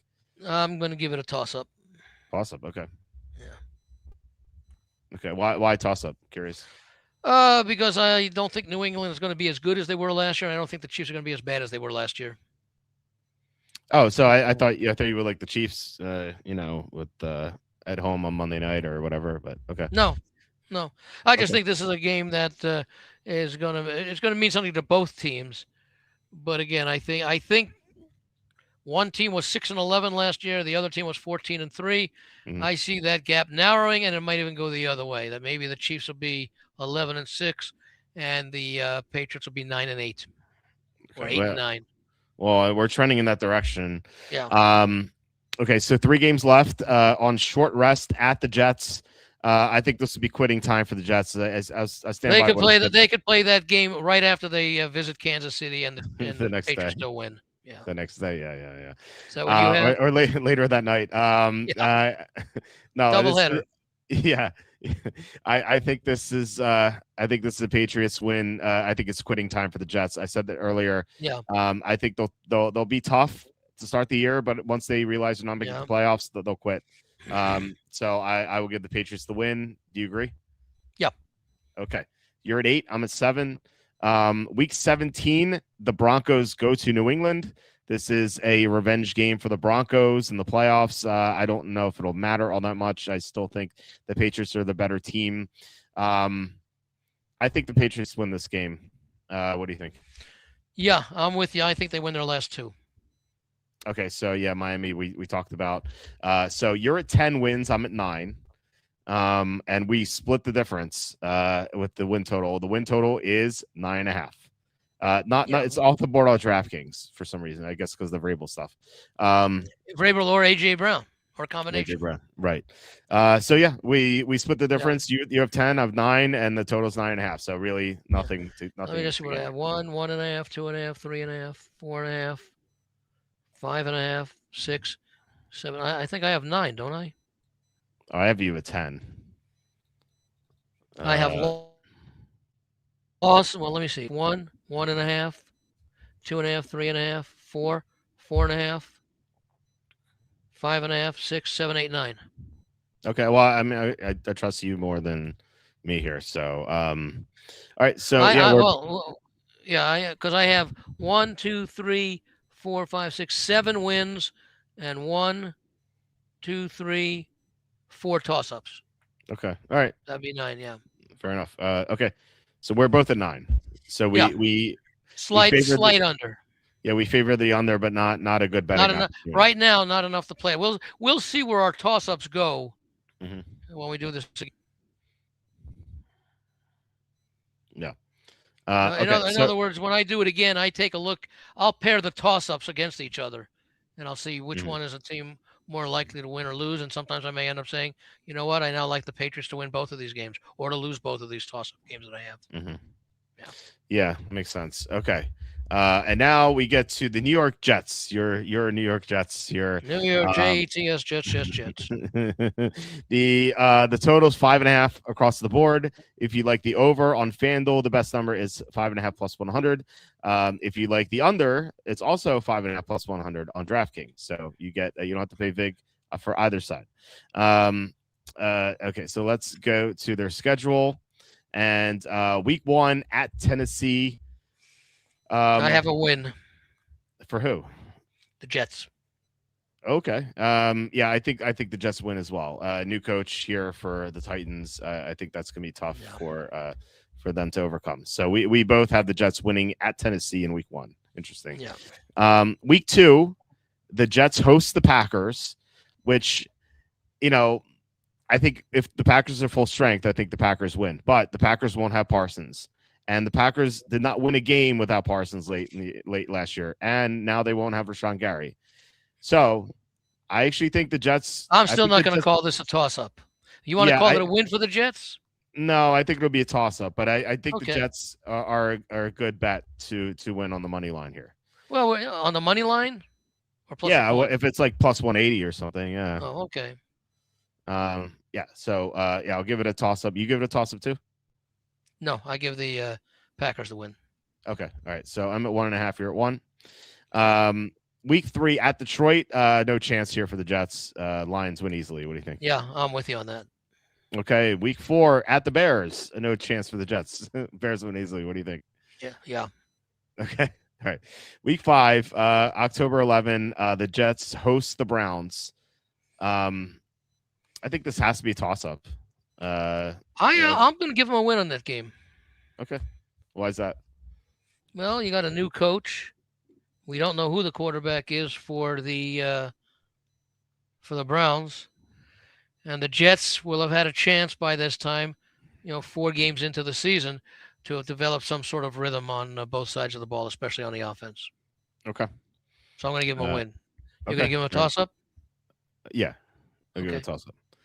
I just think the best unit on this team is the Browns defense, and that could give the Jets a lot of problems. But yeah, if the Jets tackles get a lot better because they're both young, then maybe they can contain Garrett instead of getting dominated by him. So, well, see, a lot of these are all ifs. I'm not going that deep into it right now. I'm just saying who's the better team in a good situation, who has better talent right now. Okay, you're not scared of Pro Bowler Shedeur Sanders? Oh, he could be, Shedeur. No, I'm not. Well, I am, I guess, if I want to think it's going to be higher scoring because of the interceptions. All right. That's true. Okay. The next game at the Patriots, I gave this a toss-up. I believe you gave the Patriots the win. Yeah. So we know that. I did. Yeah. Yeah. The next game, Miami, I gave that a toss-up as well. What did you? I'm gonna give them a. Let's see here. Like I said, I think let me see here. I may have given up a toss-up, but I'm going to put a win in here. For the Jets? For the Jets, yeah. Okay, so we're both at 3. And then the next game, another. What'd you give them? A toss-up. Toss-up, okay. Mm-hmm. Sunday, November 1st, the Jets host the Raiders. I think the Jets are better than the Raiders, and this is a Geno Smith revenge game. Revenge. Let's go Jets. Jets win. What do you think? I'm going to give it a toss-up. Toss-up. Okay. You're at 3.5 wins. I'm at 4. You gave the Jets a win here? Yes. Yeah. Geno revenge. It's the last thing he does well in his career. Yeah. Or Raider validation. Right. Yeah, I guess. All right, Sunday, November 8th at Kansas City. This could be rough. Remember, Patrick Mahomes has a vendetta against the Jets because he thought they would draft him, and he's mad at them, and he always slaughters them. So, has he ever lost to the Jets? Probably not. No, and I remember I remember a press conference. This was a few years ago. The Chiefs were like favored by 13.5, and Mahomes during the Wednesday press conference like. He looked sad. I really thought the Jets were going to draft me. I was really surprised by it. And I remember watching that. I was like, oh my God, he's going to kill this team. And he won. They won by like 35 points. He threw for 5 touchdowns in that game. Who would I rather play for? Andy Reid or any number of those Jets coaches you can remember? You don't want to play for Saleh or Saleh was the only one decent, I think. That was a he's a good defensive coach. Yeah. Anyway, Kansas City wins easily. Do you agree? Yeah. Okay. Sunday, November 15th, Buffalo. We did this one. I think we both gave Buffalo a win, right? Yeah, I think so. Okay. Sunday, November 22nd at the Chargers. No chance for the Jets, in my opinion. What do you think? Yeah, so you're giving them what happened the week before? What was the game before? The week before was the Bills? The Bills, yeah. Yeah, you gave them a loss and I gave them a loss. And against the Chargers, we both give them losses. Okay. Sunday, November 29 at Miami. I gave this a toss-up. What did you have here? I'll give it a toss-up. Okay, so you're at 4 wins. I'm at 4.5. Hold on. I'm sorry. You give it also a toss-up? Yes. Okay. Yeah, I think they split. I think these two teams split. Yeah, I don't remember what I did, but I'm just doing it, so I may have a toss-up where I gave someone else a win, and that may help me a little bit when I go back over these and say, okay, my initial impression. In other words, I may have for the division games, I may have one as a toss-up and the other as a win, and then I may end up having, and when we're doing the other team, I may have it both ways, 2 wins versus a win and a toss-up. Mm-hmm. Okay. Dom says, I feel the Jets will be better than people think. I might even go as far to say they finished second in the division. Look, if you think the Patriots are going to decline, I don't think that's too outlandish to think. But I don't think the decline on I don't think the improvement of the Jets will match the decline on the Patriots.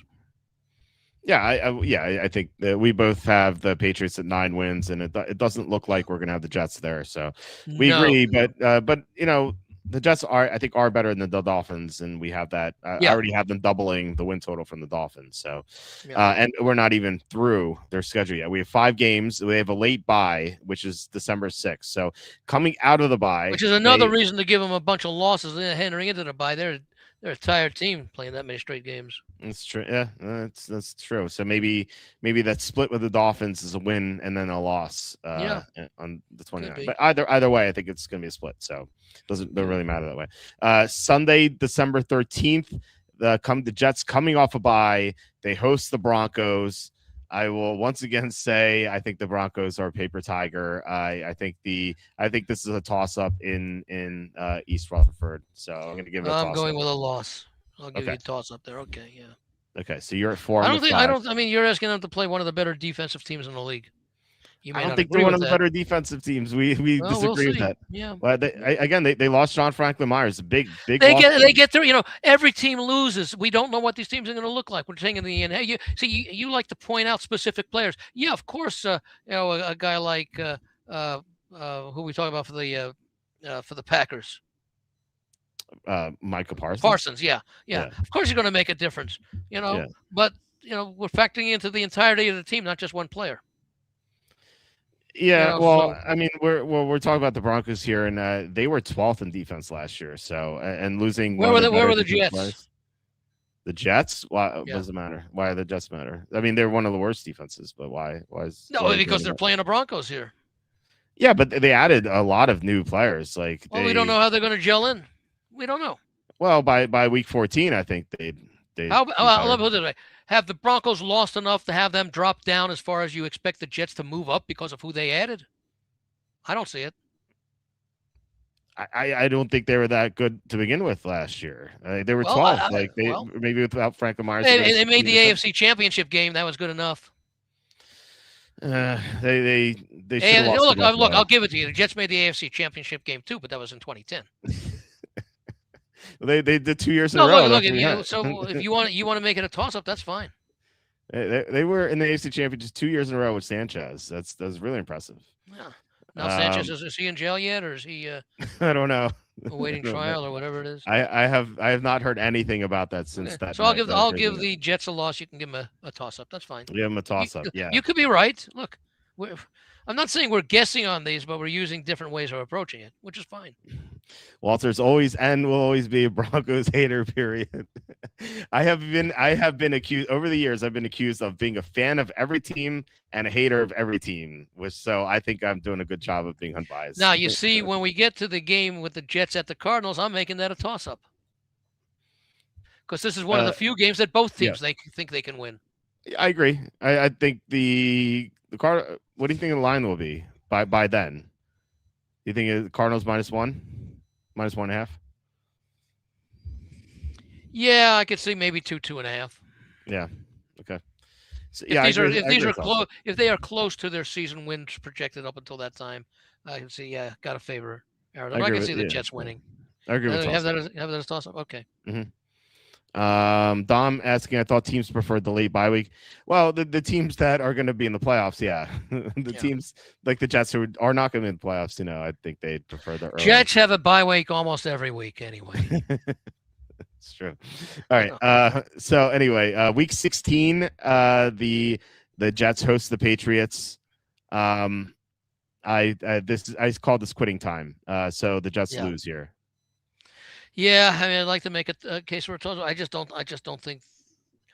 I just still think there's a big. And again, I'm not high on the Patriots. Obviously, if I have them, at 9, but I think it's too much ground to have the Jets make up. And yeah, it's late in the season. The players realize they're not going to the playoffs. They're gonna, they're hopefully they're not tanking. I don't want teams to tank, but and the players don't tank. By the way, it's the coaching and the GM who says, okay, let's sit all of our starters so we can get a look at these rookies. Yeah, players can tank for 1 week, but then they realize that, like, wait, we have contracts to play for. So I've seen teams quit for 1 week or maybe 2, but that's it. So the last team I really think that quit was the I forget what year it was, like 2011 Buccaneers or something. But the last year Raheem Morris is there. Like that team. It was just a few years ago. Yeah. Yeah. Wasn't it last year? Well, the Buccaneers. Yeah, they played horribly down the stretch. Well, they didn't quit. A lot of games are close, but like they blew a lot of leads in the fourth quarter. But no, but that team they got slaughtered like every week. It was ridiculous. But anyway, so week 17, the Vikings go to the Jets. If this were earlier in the year, I'd say toss up. But like I said, this might be quitting time for the Jets once they realize they can't make the playoffs. I'm still going to say they're going to play. It's coming between games against the Patriots and the Bills. Who knows where the Vikings will be? Obviously, the Vikings have a better chance to be in playoff contention. I'm going to call this a toss-up. Yeah, I mean, there could be quitting time for the Vikings too. I still, or it could be pressure on the Vikings and nothing for the Jets. That's true. I'll give this a loss. And again, we don't know. Okay, you're going to give this what as a loss for the Jets? Yeah. Okay, because also we don't know who the Viking quarterback will be by that time, either due to performance or injury. Yeah, the guy they tried to get rid of, McCarthy. Yeah. Okay, and week 18 at Buffalo. I'll say this again: the only way the Jets win this is if Buffalo sits the starters, which I've still got to give it. I got to give it a loss. Right. So for the Jets. Okay, so you're. I believe you're at 5. You have 5 wins. 1, 2, 3, 3.5, 4. Excuse me. I got to start over.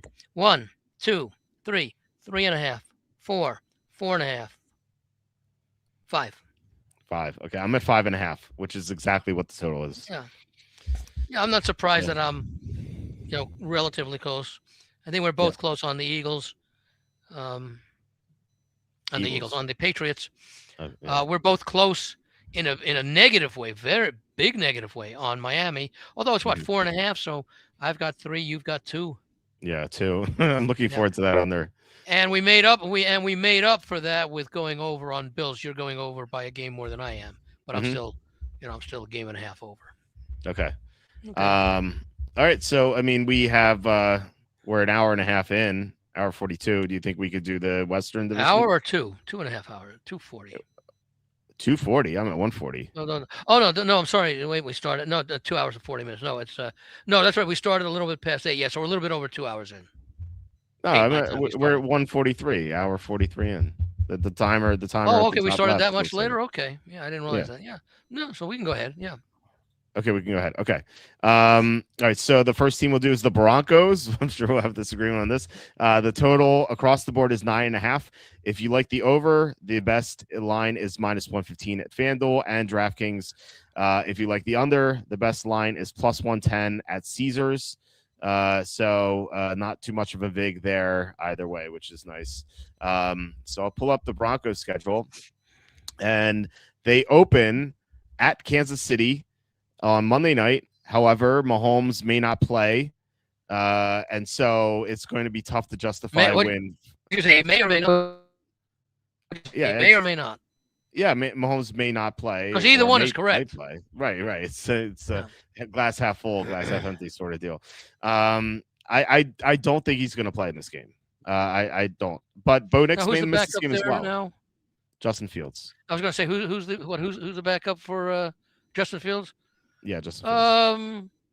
Yeah, I don't. I don't rate him much better or worse than Bo Nix. Yeah. Yeah, you I, don't, you don't I'd like still go. I'd still go with Kansas City. This is the team that ended their long streak of winning division titles. Mhm. I think they're going to be stronger overall. I'm going to go with a loss for Denver. Yeah, Andy Reid in week 1. Remember, Sean Payton week 1. Sean Payton week 1 is awful. Andy Reid week 1 is incredible. So yeah, I think the Chiefs win this game too. Okay. Sunday, September 20th, the Broncos host the Jaguars, and we saw what the Jaguars did to the Broncos last year. And this is week 2 for Sean Payton, who's also awful in week 2. I will give the Jaguars the win. What do you think?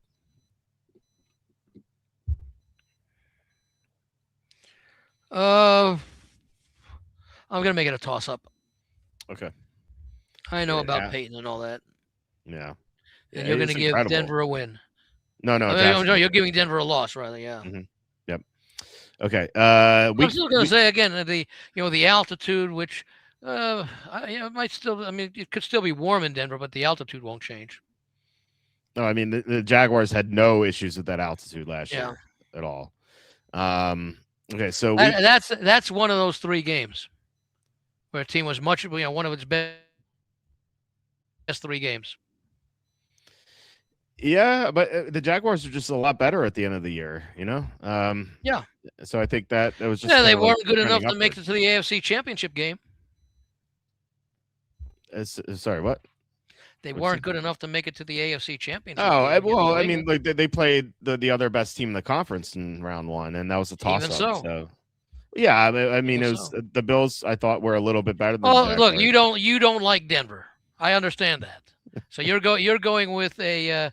I'm going with a toss-up. You're going with a loss for Denver. Yeah. Okay, that's fine. Yeah. All right, week 3, the Broncos host the Rams. I'm going toss-up. Yeah, I'd have to think about this one. So I think it's a toss-up too. I don't know if Stafford's going to deal with the altitude. It's not like they have to play there once a year or whatever, almost once a year. Well, by that matter, conference game. By that, they should never lose a home game. Everybody plays in the altitude. All the visiting teams. Denver wins most, the Rams, but not all. The Rams play there once every 8 years. It's not like they play there that often. So doesn't matter. Stafford was with Detroit in some of those last 8 years. Yeah, but that's also they probably once lost every because 8 years. Detroit was a lousy team. Well, that was the point. The point is that again, you can't. I don't like it when people say, "Well, how's going to deal with the altitude and all that." The team may have an issue, but again, Denver. By that thinking, Denver should never be an underdog at home. Well, they're used to the altitude, and the other team only plays there once every year, every few years, other than the division rival. Yeah, but it's a big difference between once every year and once every 8 years. They don't even remember what happened 8 years ago. The teams are completely different. I would say the teams are probably 95, if not higher % different between the time they played there 8 years ago, and there's maybe one player, if that, from the team who remembers. Well, it's probably on one of the teams that won in Denver when they played there 8 years ago. Yeah, I think that strengthens the argument because that might be the only time. No, I'm being facetious with that. I'm being sarcastic with that. Yeah. I don't think it matters. I don't know. The Stafford. But what I'm saying is Denver is a unique situation because of the altitude, but Denver does not win every home game, and sometimes they lose to good teams, and sometimes they lose to bad teams. I'm giving the Rams a chance because they are a very good team, and so they can go in there and they could win and they could lose, and I wouldn't be surprised if the Rams are a 1.5 to 2 point favorite in that game. Yeah. Yeah, I think the Rams will be slight favorites. Yeah. Do you want to call that a toss-up? Yeah, that's what I did. Yeah. Okay. Yeah. Okay. Yeah. Fields is the most overrated quarterback I've ever seen. Bo Nix is Brady compared to him. I mean, Fields is. I don't think Justin Fields got a fair. I don't think Justin Fields got a fair chance. The time when he did get a fair chance, he won like 4 or 5 games. With the Steelers, and then they benched him when the starter came back. Yeah, he was no shot with the Jets. He was unjustly. And he had horrible coaching in Chicago. Yeah, and the Jets too. Yeah. Yeah. So Brady would have struggled with that coaching in Chicago. Yeah, I thought you were going to And go I the don't other and way. I don't saying mean Bo and Nix I don't mean stinks, too. Brady Cook. Right. I mean Tom Brady. I'm hoping Brady Cook plays. I mean, the thing is, you take a look at some of these guys when they get a chance. We've seen it the last couple of years with Sam Darnold. We've seen it with Baker Mayfield. If you get into the right kind of system with the right kind of coaching and the right kind of management, you got a chance. Now, Fields really didn't get much of a chance in either. He had some success in Pittsburgh, and then he got benched, because the starter came back. And he didn't really get much of a chance in with the Jets. And even if he had, he was playing for a lousy team. Yeah. Let's see how he does when he's playing for what is essentially a good team in Kansas City. Yeah, best coach he's ever had. Andy Reid. I mean, he's the best coach many even with even with the aging players that are past their prime or at their prime in many cases. Mm-hmm. So. Okay, I like I said, I think you're going to go the other way. Saying Bo Nix stinks too, but I mean, I don't know. No, I think Bo Nix is a competent quarterback, but I don't know that. Which game are we looking at here now? I just lost this for a second. Well, I mean, the boss is bringing up the Week 1 game, but we were talking about the Rams. We just did the Rams game. So let me go in here. Hold on a second here. Let me get the Broncos. Okay. My thing shut down on me for a bit. Okay. Yeah, I mean, I could certainly give the Rams a chance of winning this game. I would not be surprised. In fact, if I were to make the line right now, I might make it pick them. Yeah, I think the Rams would be slight favorites, but yeah, maybe -2 or 2.5. Okay, so Week 4 at San Francisco. I believe the Niners would be favored by like 3 or something. I think you could say this is a toss-up. I think that's fair. I like the 49ers. I like the fact how they overcame all those injuries last year. Mm-hmm. And I think they're just as strong this year. I don't know if Kittle will be back by then. I'm going to give the Broncos a loss in that game. Okay, so we're both at 1. And you're giving it a toss-up. Yeah, toss-up. Yeah. Okay. Okay. Sunday, October 11 at the Chargers. Feels like the Chargers have owned the Broncos whenever they've been healthy. So I'm going to have that. I'm still going to give this one a toss-up. Toss-up. I will give the Chargers the win. Like I said, the Chargers have owned the Broncos when they've been healthy, and I think that'll continue. But what I will do again, you have a very strong Denver bias. You're saying you're going to give them a win going on the road against a team that won 14 games last year, despite not being healthy. The week before against San Francisco. Oh no, that was a toss-up game for you. That was a toss-up, yeah. Right. Yeah. Now you're giving the Broncos a loss. I don't think I have a strong Broncos bias. Anti-bias. I don't think I have a strong anti-bias. I think I'm judging them fairly. Okay. So at the Chargers, you have toss-up. I have Chargers win. That's correct. Okay. Yeah. All right. Thursday night, at Seattle goes to Denver. It's not an international game, is it? No, it's a Thursday night game. Okay. So Seattle. I'm calling it a toss-up. Okay, I'll give Denver the win here. Because Seattle has to travel, and short week. Yeah, travel to short week. Yeah, that's a big deal. And if I have the Chargers beating the Broncos, and I think the Broncos coming off the loss in that short amount of time, I think that Denver wins this one. So I'm going with a toss-up because the Seahawks are a good team, even without the Super Bowl championship. Remember, they were I think they were 10-7 the year before and didn't make the playoffs because of tiebreakers. So it's not like Seattle winning the Super Bowl might have been a surprise, but being a definite playoff team last year was not a surprise to me. Mm-hmm. Okay, so you've got Denver winning at home against Seattle. Yeah, I mean, you called it. You were the first person I know who called Seattle being a great team. And I was high on Denver all year too. Yeah. Yep. Okay, so after the Thursday game, so the Broncos have a lot of rest here. They play at Arizona, and I think this will be an easy win for the Broncos. What do you think? I'm right with you on that. Okay, so 3 apiece. Yep. The next game, the Broncos host the Chiefs, and so we both gave the Chiefs the win week 1, so I'll give the Broncos the win here. I think I'll have them split. What do you? I'm gonna have a toss up here. Okay. So oddly enough, and you're giving Denver the win. Okay. Yes, oddly enough, I have Denver with more wins right now at 4. You have 3.5. Okay. Okay. The next game. In fact, the only win that I gave Denver is the Arizona win. Yeah. Okay. It's fair. I mean, as a win, as opposed to a toss-up. Yeah. Right. Okay. Sunday, November 8th at Carolina. This could be a tricky spot coming off a Denver win against Chiefs. Could be a flat spot. Regardless, I think Carolina's going to be an improved team. I'm saying this game is another toss-up. Yeah, me too. I think it's a toss-up. Could be, like I said, tricky spot, and Carolina better than people think. Yeah, I think this is a toss-up. Although Denver does have a bye the next week. Yeah, that's true. But that's not going to change the opinion of what they do against Carolina. Yeah. Okay. So, as you said, bye week, and then Sunday, November 22nd, the Broncos host the Raiders. So, extra time to prepare for this game. I'm going to give Denver the win. What do you say? I've already marked it down for myself as well. Okay. The next week, Denver goes at Pittsburgh.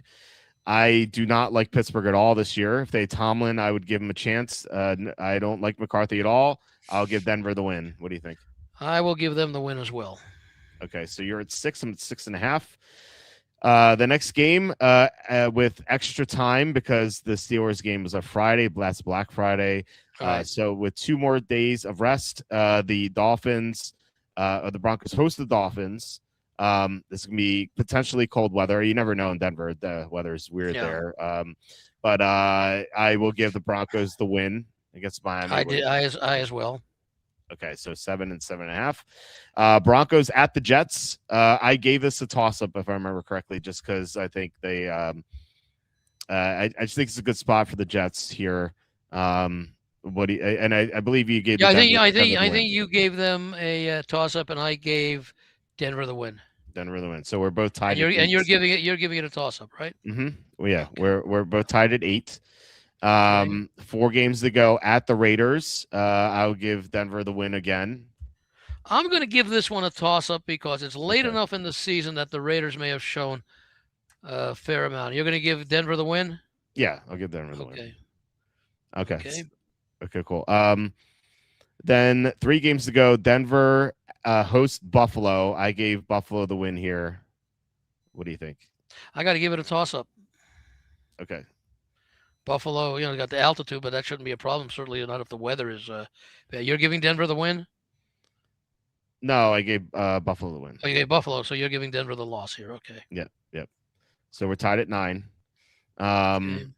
Denver at New England. I can't remember what I had for this. I think I'm going to give this one. I'm going to give this one a toss-up. Okay. Revenge for the Broncos. I think I gave playoff New England implications. the win. I think I gave New England the win. Let me see. You gave New England. You gave New England the win, so you're giving Denver the loss there. Okay. And week 18, Denver hosts the Chargers. I said earlier, I think that the first game goes to the Chargers and the second game is a toss-up, so I'll stick with that. So I'll give this a toss-up. So I'll go to 9. Right, and I think I'm going to give Denver the win here. What did I give it the toss-up in the first one? What week was the Charger game? That was week 3, I think. Week 5. Week 5. I gave them 1, 2, 3, 4. I gave it a toss-up, so I'm going to give it a toss-up again. Okay, so you're at. I believe you're. And what are you giving it? Toss-up as well. Okay. So let me see what I'm at here. Okay. 1, 2, 3, 4, 5, 6, 7, 8, 9, 10. That's 5, 6, 7, 8, 9, 10. I think. Have you got me at 10? I have you at 10. Yeah. Okay. I have them at 9.5. And their total is 9.5. 9.5. Okay. Hey, look, I judged them fairly. You both did. Yeah. Because I was going to be either one above or one below the 9.5. Yeah. Pellon says, I've got Denver taking a huge step back, 11-2 in one-score games.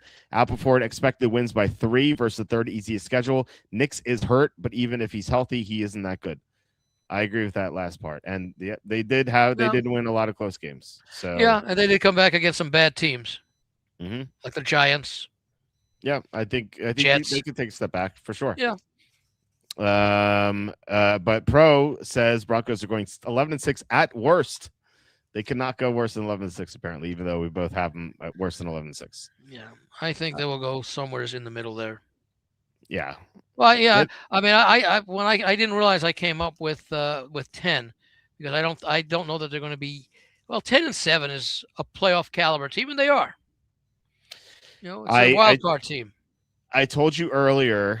I told everyone earlier that I wrote up my season previews for the Broncos and Chargers. They're not on the site yet because I want to do all 32 teams before I publish, just to make sure I don't screw anything up with the schedule. And I had the Broncos at 10-7. So that is exactly what you came pretty close at 9.5. Yep. Yeah. Mm-hmm. Yeah. There we go. That's pretty much where I. Let me see what I had on the. I had the Broncos when we did this a couple, back in March. I had the Broncos.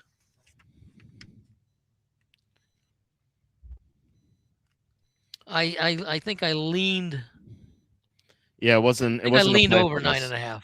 It wasn't a play. It wasn't a play for us. So I think I leaned over the 9.5. No. Okay. Which is what 10 would be. Yep. Exactly. So it's funny. We three months later we have not changed our opinion on this. No. Okay. So Kansas City Chiefs, which the Broncos really haven't done that much in this offseason. They lost John Franklin Myers, and they got Jalen Waddle, which I don't really think moves the needle. Okay, so the Chiefs, and let me pull up their win totals here. It is 10.5 across the board. That seems a little high. It just seems on the high. surface. Seems high. They have the 5th toughest schedule. If you like the over, the plus 125 at FanDuel. If you like the under, minus 130 at BetMGM. Okay, so let's go to their schedule here. And week 1, which we just did, Chiefs hosting the Broncos. We both gave the Chiefs the win. Hold on a second here. Let me get Kansas here. Denver's up there by mistake. Okay, we both gave them the win? Yes. Kansas City, Andy Reid week 1, good. Sean Payton week 1, bad. Revenge game for the sweep last year. Yeah. And win. Mm-hmm. And that's Kansas City. Let me get a different color out here. And that's Denver. Mm-hmm. Versus Denver. Yeah. Okay. You ready? Week 2, shortened week because the first game is Monday night. The Chiefs host the Colts on Sunday Night Football. I would give the Colts the win, actually. I think shortened week with the Chiefs coming for the big win against the divisional opponent. And I if this is Justin Fields again, I don't think he wins 2 in a row. So I will give the Colts the win. What do you think? I'm going to give Kansas City the win. Okay. All right. So you're 2-0 for the Chiefs at 1-1. Yeah. Week 3. Make that 3-0. 3-0. Yeah. Miami will shot down wins for that one. And then. Oh, you're going to put a win there? Okay. Yeah. We talked about the one with the Dolphins. I only have 2 wins, so that's not one of them. Week 4, we have Chiefs at the Raiders. I think a little too early for the Raiders to threaten the Chiefs. I think the second matchup could be closer, but I think the Chiefs. You're giving the Kansas City a win? Yes. So I've got them 4-0. You got them 3-1. Yes. And then now they have their bye. They have their week 5 bye, which teams hate. It's a little too early. Yeah. Start week 7. All right. So week 6, the Chiefs coming off the bye. We know Andy Reid coming off a bye, usually great. Chiefs hosting the Chargers, but the Chargers have had their number, and so I think this will be a toss up for me. What do you think? I've got the Kansas City winning. Oh, 5-0 for the Chiefs. Yeah. Well, look at their schedule. Yeah, I mean, pretty easy. Yeah. So. You got what's the game you have them losing at? You have them losing at home to the Colts. Yes. Okay. Yeah. What's their strength of schedule? They're the 5th toughest. So 5th toughest. Okay. Yeah, we'll have some tougher games coming up. Well, coming up next. Yeah, at Seattle. Sunday Night Football. I would think the Seattle wins this game. What do you think?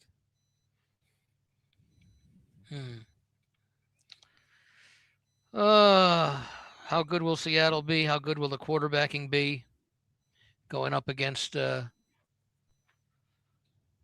Spagnuolo. I'm going to call it a toss-up. Okay. I would probably lean Seattle right now, but I'm going to call it a toss-up, and you're going to go with Seattle. Mm-hmm. Okay. Okay, next game, the Chiefs at the Broncos. Second road game in a row. I had Denver winning this game. What do you remember what you had? What week is that? Week 8. Probably had it a toss-up. 1, 2, 3, 4, 5, 6, 7. Yeah, I had a toss-up. You had it as a win For Denver, yeah. for Denver. Yeah. Yeah. Right, okay, so I'm gonna go with a toss-up again. This is week 8 at the Broncos. Mm-hmm. Yeah, I probably would lean Broncos, but I'm going to go with a toss-up. You have it as a loss for Kansas City. Yep. Right? Okay. Mm-hmm. Mm-hmm. Yeah. Okay, so Sunday, November 8th, it's week 9. The Chiefs host the Jets. I think the Chiefs win this game. Yeah, I think the Chiefs hold on, I'm just a little bit behind here. Hold on a second here. Okay. Okay. Okay, this is the weekend. Okay, this is at the Jets, or home to the Jets. Yeah, home. The Chiefs. And what do you have here? Chiefs winning. Yeah, I do too. Okay. Week 10, Chiefs at Atlanta. Not a big fan of the Falcons this year. I have the Chiefs winning this game. What do you think? I'm going to give it a toss-up. Okay. Atlanta's home. Okay. Turf. Right. Okay. Next game. Yeah, you're giving Kansas City a win, right? Yeah. Okay. Yeah. Chiefs host the Cardinals. Worth noting that their next game is at Buffalo, so potential look ahead, but Arizona's awful, so I'll give the Chiefs the win. What do you think? Yeah, me too. Okay. The next game, we talked about this one already. This is the Thanksgiving night game. Chiefs at the Bills. I had the Bills winning this game. What week is this? Week 12. Let me see here. 1, 2, 3, 4, 5, 6, 7, 8, 9, 10, 11, 12. I have a toss-up, and you had Buffalo winning. Mm-hmm. Right, okay. So Kansas City, I have as a toss-up, and you have Kansas City losing. Yes. Right? Okay. Mm-hmm. Yeah. Okay. So you're at 9. I'm at 6.5. It's our biggest disagreement so far. Yeah. Okay. So next Thursday, so no extra rest here. Chiefs at the Rams. I think the Rams a little too good for the Chiefs. I have the Rams winning this game. What do you think? Yeah, I'm going to give a loss to KC, and you're going to give a loss to KC. Okay. Third road game in a row. Chiefs at the Bengals. Extra rest. Extra rest, yes. But I think the Bengals are better than the Chiefs. And the Bengals have had their number. Although albeit it's been a while since they played, I believe. So I think the Bengals win this game. What do you think? So do I. I got Kansas City losing this one. Okay. Next Monday night, another game where they have more rest because they play Monday night. The Chiefs host the Patriots. I believe they had the Chiefs winning this game. What week is that now? This is week 15. Let me go back to New England. Week 15. Mm-hmm. Yeah, another toss-up. Okay. And who do you have? I have the Chiefs winning this game. You have the Chiefs winning is that on the road? No, it's at home. No, it's at home, yeah. Yeah. Okay, you got them with a win. Okay. All right, week 16, the Chiefs host the 49ers on short rest. I think that's going to be pretty harmful for the Chiefs here. It's only one. It's just 6 days. Yeah, but it's I don't really consider that short rest. I consider short rest Thursday after a Monday. Thursday after Monday. Yeah, 4 days, 3 days rest. You mean Thursday after Sunday? Yeah, I'm sorry. Yeah, Thursday after Sunday. Yeah. Yeah. Okay. I would give this a toss up. I think I'll say toss up. Yeah, I think so. I mean, the 49ers playing to avenge the Super Bowl loss, Mm-hmm. but I think the 49ers are good enough to win, but I think it'll be a short price game. So we're both going toss up. Yeah. Okay. Okay. Week 17, Chiefs at the Chargers. I believe I said win and then toss up for the Chargers. So I Well, will we didn't say. do any. Well, we didn't do the Chargers yet. I don't know when I talked about Chiefs Or, Chargers. yeah, The yeah. first That matchup. was what? That was week 6 after the bye. You gave it Yeah. a toss up. I gave Kansas City the win. I'm Okay. going to reverse that. Okay. I'm Yeah, going to okay. give it a Yeah. loss for Yeah. Kansas City. Yeah. I'll give it a loss. Yeah. That's sorry. That's what I meant. Yeah. Yeah. Okay. So yeah. Yeah. 1, 2, 3, 4. Yeah. I gave Kansas City the win. You gave them a toss up. I'm Mm-hmm. going to give them the loss, and you're going to give them what? The win? Kansas City? No, I'll give the Chargers the win. Oh, okay. So that's a loss for both of us. Okay. Yeah. Okay. Okay. And week 18, the Chiefs host the Raiders. Could be very cold for an indoor hot weather team. I will give the Chiefs the win here in week 18. What do you mean? Could be cold for a hot weather. Raiders aren't hot weather. Well, Vegas, yeah, I guess so. But they play Yeah. indoors. Yeah. Well, I mean, they play indoors and they're outside in the heat. Yeah. So it's Well, not a great game. oh, they practice indoors too. So I mean, they're outside all the time, getting into yeah. Yeah. Okay, so you're giving Kansas City the win here. Yeah. So we both are. You both are. Okay. All right. So you're at 11. I believe I have you at 11. 1, 2, 3, 4, 5, 6, 7, 8, 9, 10, 11. Yes, I'm at 11. And I'm at 9. And you're at 9. So, So you're definitely, what was it, 10.5? So you're under. mm-hmm. Yeah, you're under and I'm slightly over. Yes. That sounds about right. Yeah, it's our biggest disagreement. Yeah. So far. Two wins. Our previous biggest disagreement was only one win, which was Bills and Dolphins. Yeah. So any idea why we disagree so much? Like, I mean, you seem to like the Chiefs. No, we approach it differently. You're taking a look at who they lost and who they gained, and I'm looking at the team as a whole. Okay. Considering coaching and quarterbacking and yeah. Okay. Yeah. We don't know how much the changes are going to. We won't know how much the additions and subtractions will affect them until maybe the end of September. Yeah. And we'll be right on some of them and wrong on some of them. We just don't know which ones. Yeah. I just think the roster's so depleted, but yeah. I'm surprised I have 9 wins, honestly. Okay. But yeah, okay. Anyway, the next team we'll talk about is the Chargers. This line is different at various sports books. So FanDuel, DraftKings, and BetMGM both have them 9.5. And sorry, FanDuel, DraftKings both have 9.5. The other sports books have this at 10.5. So I looked at it, and the best number. Well, what's the vig on the 9.5 and the 10.5? That's a big spread. Minus 125 is the best for 9.5, and the best for 10.5 is plus 133. Yeah, see, I'm showing let's see, numbers here. I'm showing 10.5 over even money. Mm-hmm. And bear with me just a minute. I'm going to go to the. Yeah, bookmaker has 10.5 plus 133. And then FanDuel has over 9.5 minus 125. Andy's off. Andy signed off for a second. Personally, I'll ask Andy this, but personally, I'd rather have the over 9.5 than 10.5. If you're going over, obviously, it's the one win is so much, and like paying minus 125 vig isn't that expensive. If this were like minus 150, I'd be like, yeah, okay, let's go to 10.5. But minus 125 is not too much of an ask here. So we'll see what happens when Andy pops on.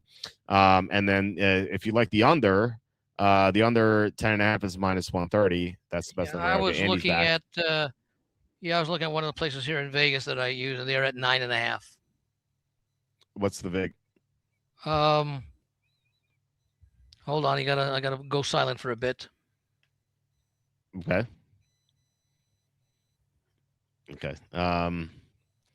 Let's see. Well, I'll read some comments. Minus 35 on the over. Okay. Yeah, I'm seeing minus 125 on the over on FanDuel. 9.5. Yeah. What would you rather if you like the Chargers? We'll see who we like here, but hypothetically, if you're like, okay, I like the Chargers, would you rather bet over 9.5 minus 125 or over 10.5 plus 133? Probably over the 9.5 minus the 35 because I think that's a playoff team and 10-7 gets them in there. Yeah, I said the same thing. And the other thing is, which team will be more improved over last year versus who will be more improved, or let's say, will the improvement in Kansas City more, less, or equal the decline in Denver? I think Kansas City's improvement will be greater than any decline in Denver. Because Kansas City was 6-11 last year. Denver was 14-3. I could see Denver declining by 4 games and going 10-7. I could see Kansas City going 11-5, 11-6. I don't know where this improvement's going to come from though. I mean, they lost a lot of close games, so like improvement in that regard. But I like personnel. Well, that's all that matters for this exercise. I don't care about where they're going to rush for more or less. I just care about the wins and the losses for this exercise. Yeah, I care about those factors when I'm handicapping a game that's going to be played that week. Yeah.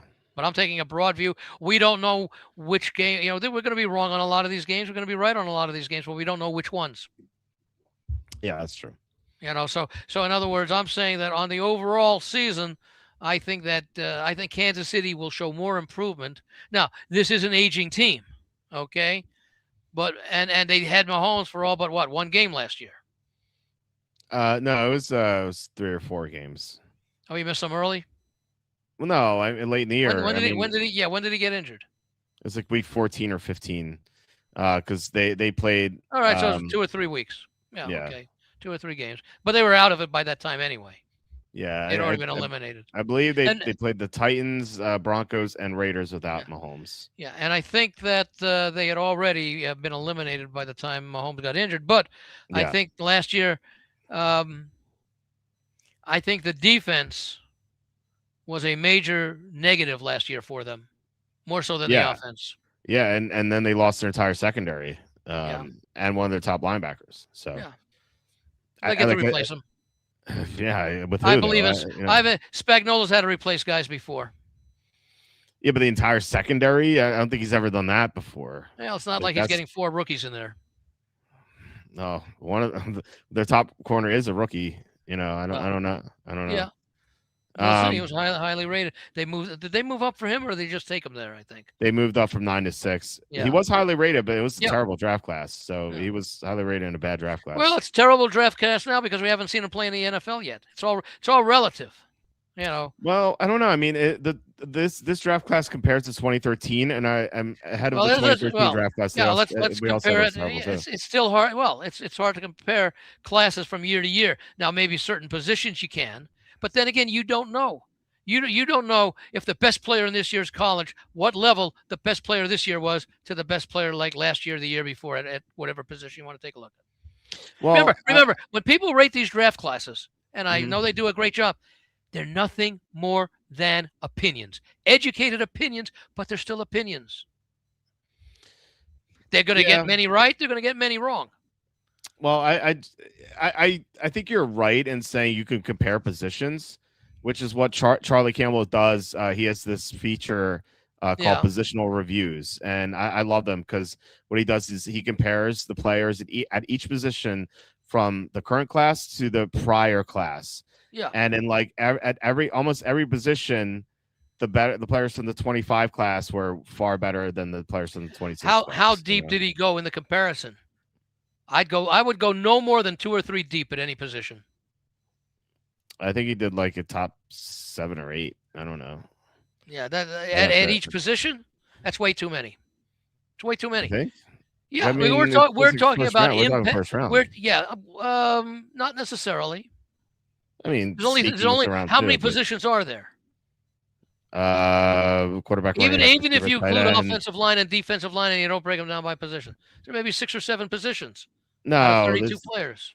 No, it's like 11 positions. Quarterback, running back, receiver, tight end, tackle. Okay. If you line. want to do it that way, then we're talking about a first rounder. There's edge. only 3 in a first round for the 11 positions. Times 2, because you're talking about 2 classes. No, I'm talking about comparing the top 3 in a position to the top 3 in another position, not the top 7 or 8. That's what I'm saying.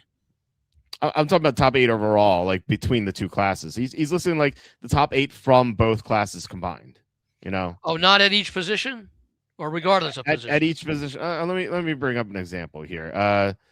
This is so big because I enlarged the other thing. Position reviews.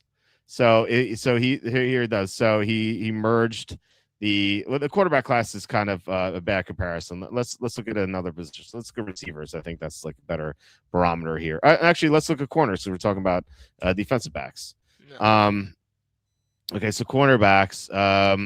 Okay, so this is an example. The 25 corners weren't that good. So I think he does top 10. So these players, Hunter. Yeah, that's way too many. That's way too many because a 10th player at that position could be like a 5th round draft choice. No, they're all first or second. Like Hunter is first. Delane was first. McCoy fell because of the injury. Terrell was first. Or no, Terrell was second. Barron was first. Harrison was first. Hood was second. Well, the point. No, you're using one. I'm saying that if you're talking about, well, let's see, you're talking about 11 positions. Yeah, you're talking about 11 times 10 is 110. Mm-hmm. Yeah, and it's at a 64 spots. So that's 3 rounds. That's 3 rounds. That's 3 rounds, basically. No, it's 3.5 rounds. It's less than. No, it's not even 2 rounds because 32 players per round times 2, right. 64, and then another 64. So that's 128. That's 128. So that's 3.5 rounds. No. It's 2 rounds. It's less than 2 rounds. No. Yeah, because I'm talking about per year, not over the 2 years. Yeah, but we're combining the classes here. No, we're not. We're comparing the classes. We're not combining them. Well, no, this combined together, like these. No. That's not right.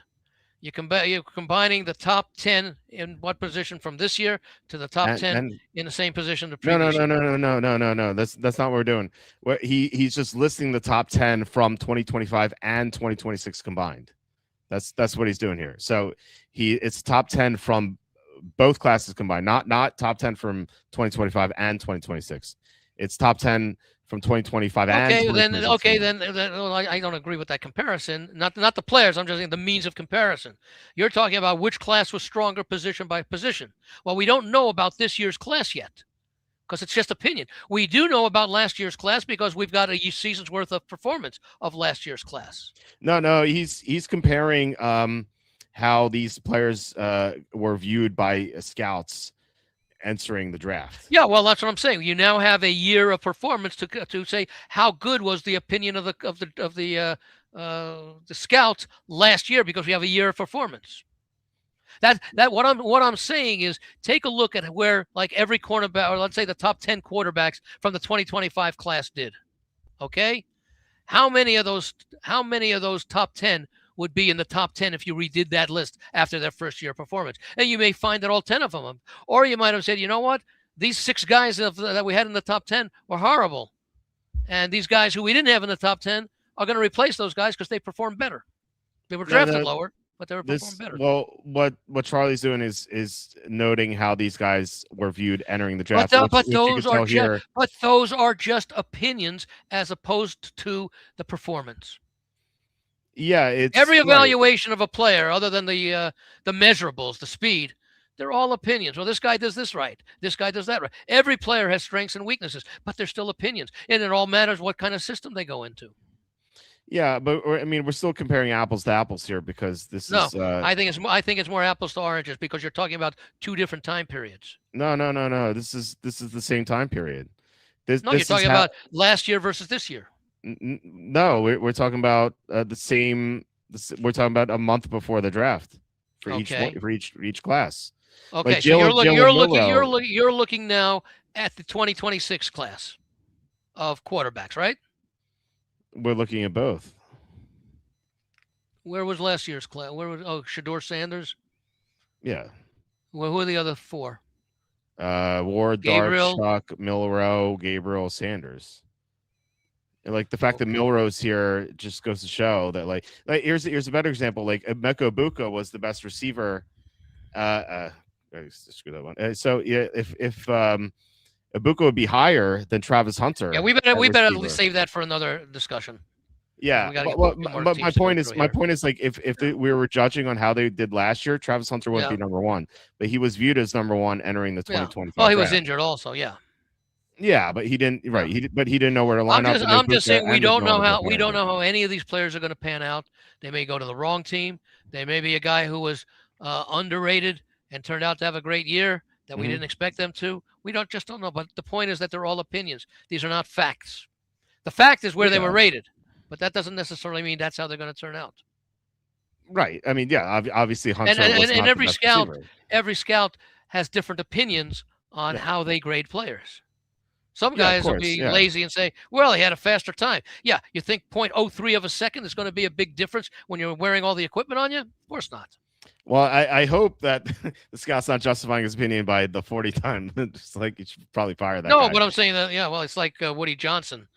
Yeah, Madden, of course, players on Madden rating. Yeah. No, I mean, I understand what you're saying. I just disagree with it because I look at things a little differently. I mean, games are won by players, and some players in a given play will stink. Other players will compensate for it. And it's, you're going to make 125 snaps a game. And there are going to be some plays that work and some don't, and some guys will look good, some guys will look bad. And at the end of the season, I mean, there's always ways to break things down. And with the computer power that we have, well, how did they do against winning teams? How did they do against losing teams? How did they do against top 10 defenses? How did they do against bottom 10 defenses? And then you put it all together, and it still comes down to, we always have the discussion about, and you disagree with it, and I kind of disagree with it, but it still represents something.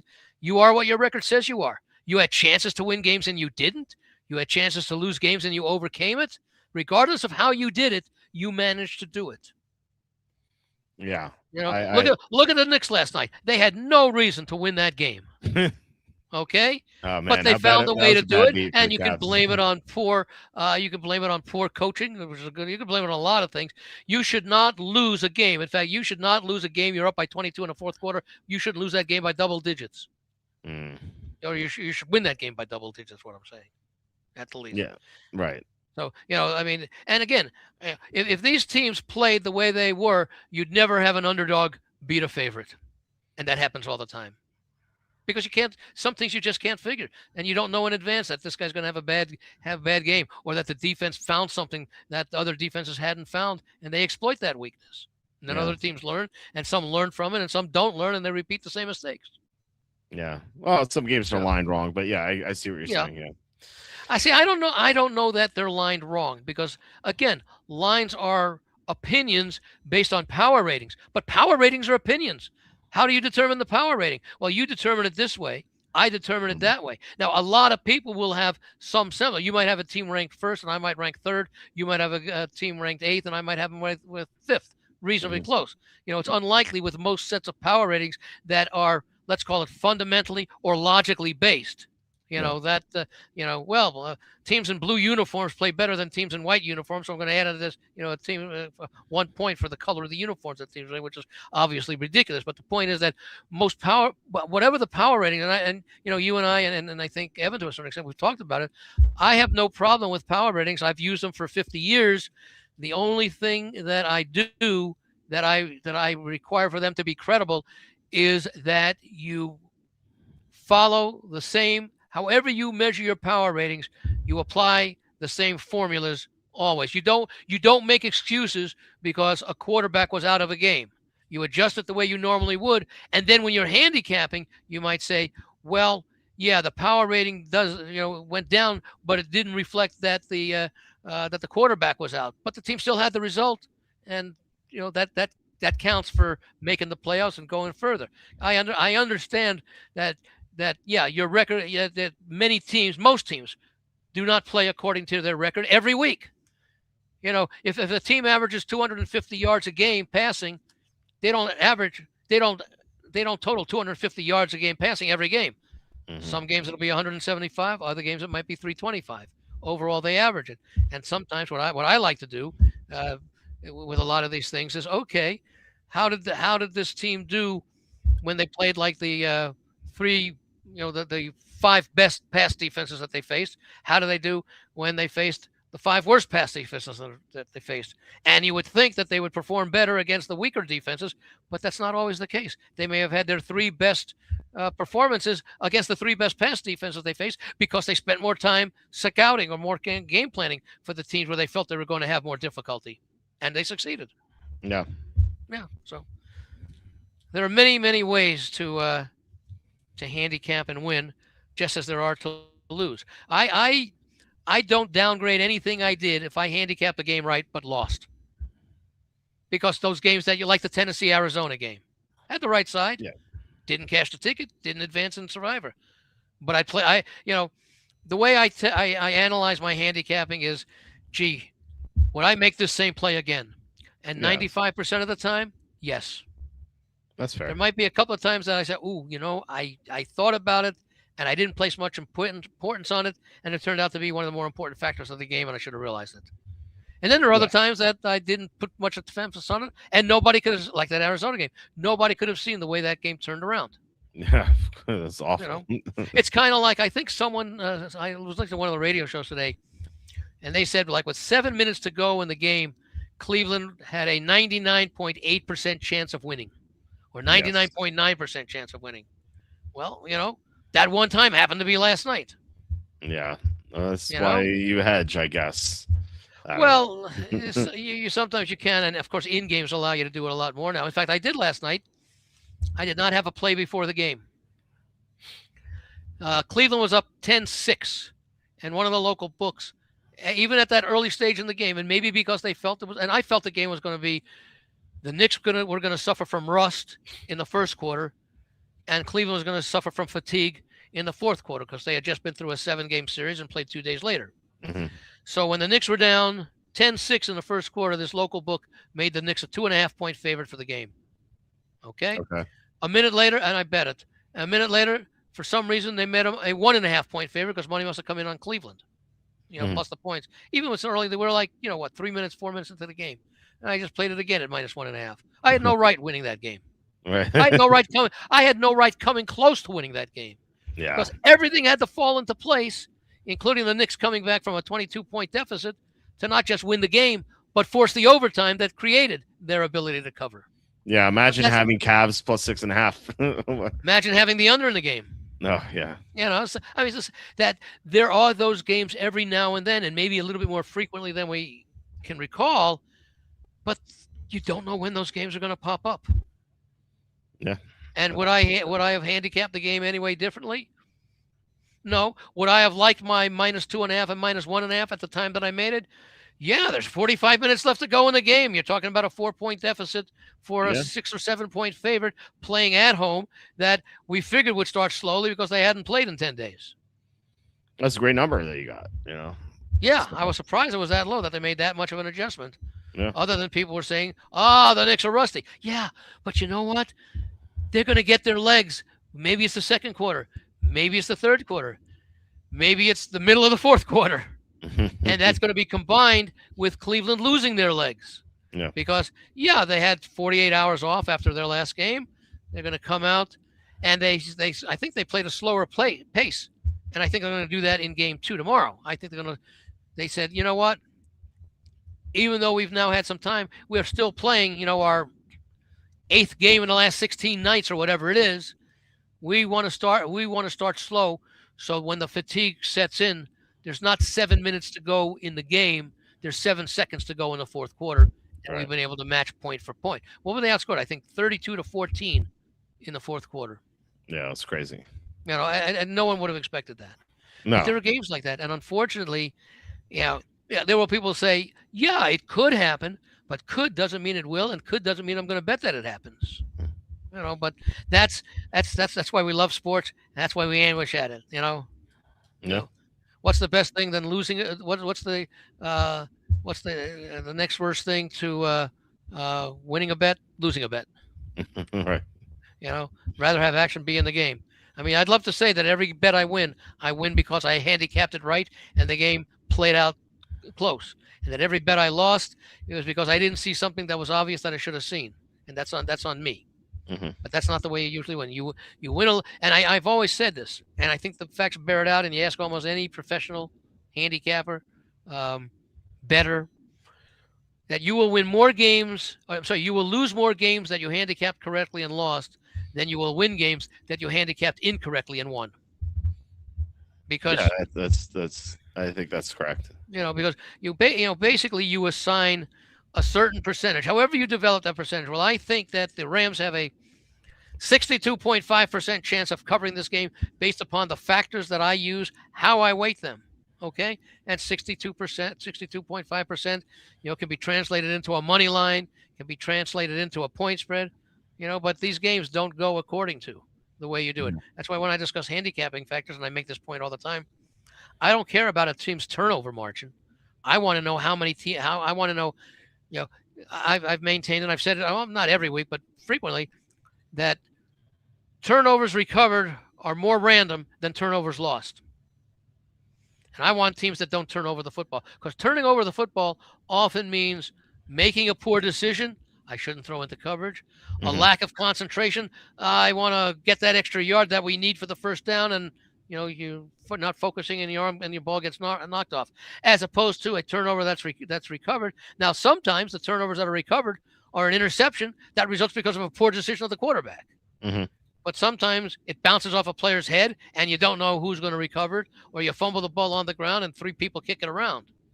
So I think those are more random, not necessarily that there's a stronger correlation, but I feel more comfortable with a guy like Tom Brady who never turned the football over. Yeah, sometimes the ball gets kicked into the end zone, and then that'll happen too. But no, the point is that the fewer times you give teams an added possession because of a turnover, that decreases the number of times you're going to win. And then again, they always quote the statistic. Well, teams who are +3 in turnovers win at 85%. Forget about covering the spread for right now, but the numbers aren't that dissimilar. Teams that are +3 or more win 85% of the time. Teams that are +2 win 72% of the time. Teams that are +1 win 58% of the times. Teams that are even, it's between 47 and 53%. As far as the turnover battle, which means that avoiding turnovers is important, and regaining them on defense is important. I don't know that there's necessarily a correlation. Again, the team that has a positive turnover split in a game obviously has turned the ball over less than its opponent, right? Right. Yeah. Yeah. I mean, look, if I'm -3 in turnovers, it means I turned it over 5 times. My opponent turned it over only twice. Yeah. Yeah.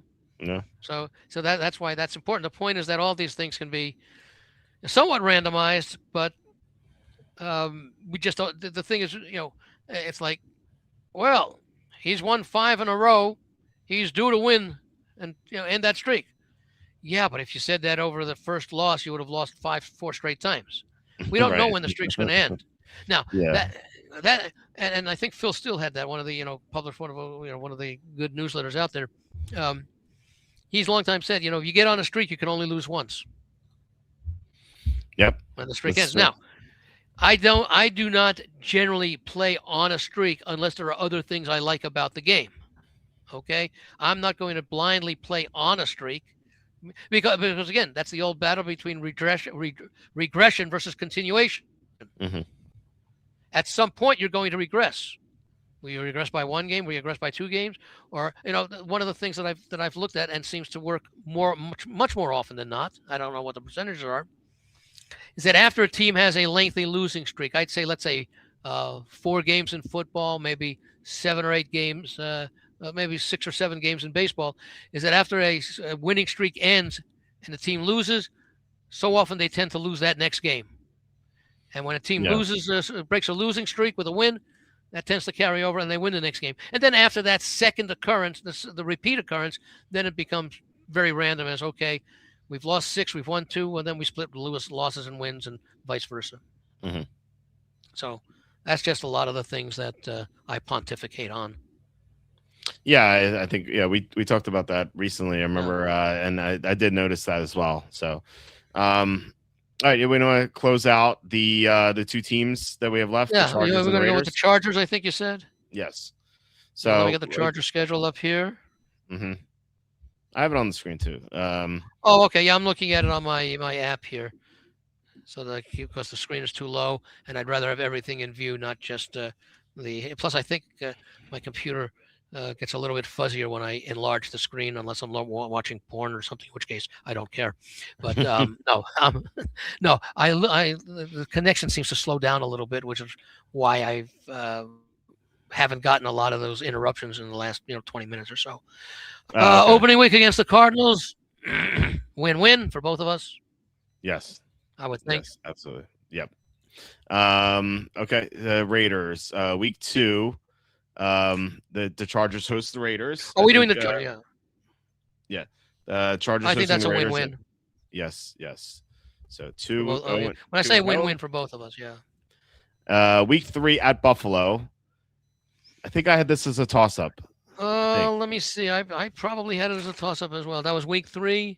Yeah. Yeah, we both have it as a toss-up. Okay. 2.5 each then.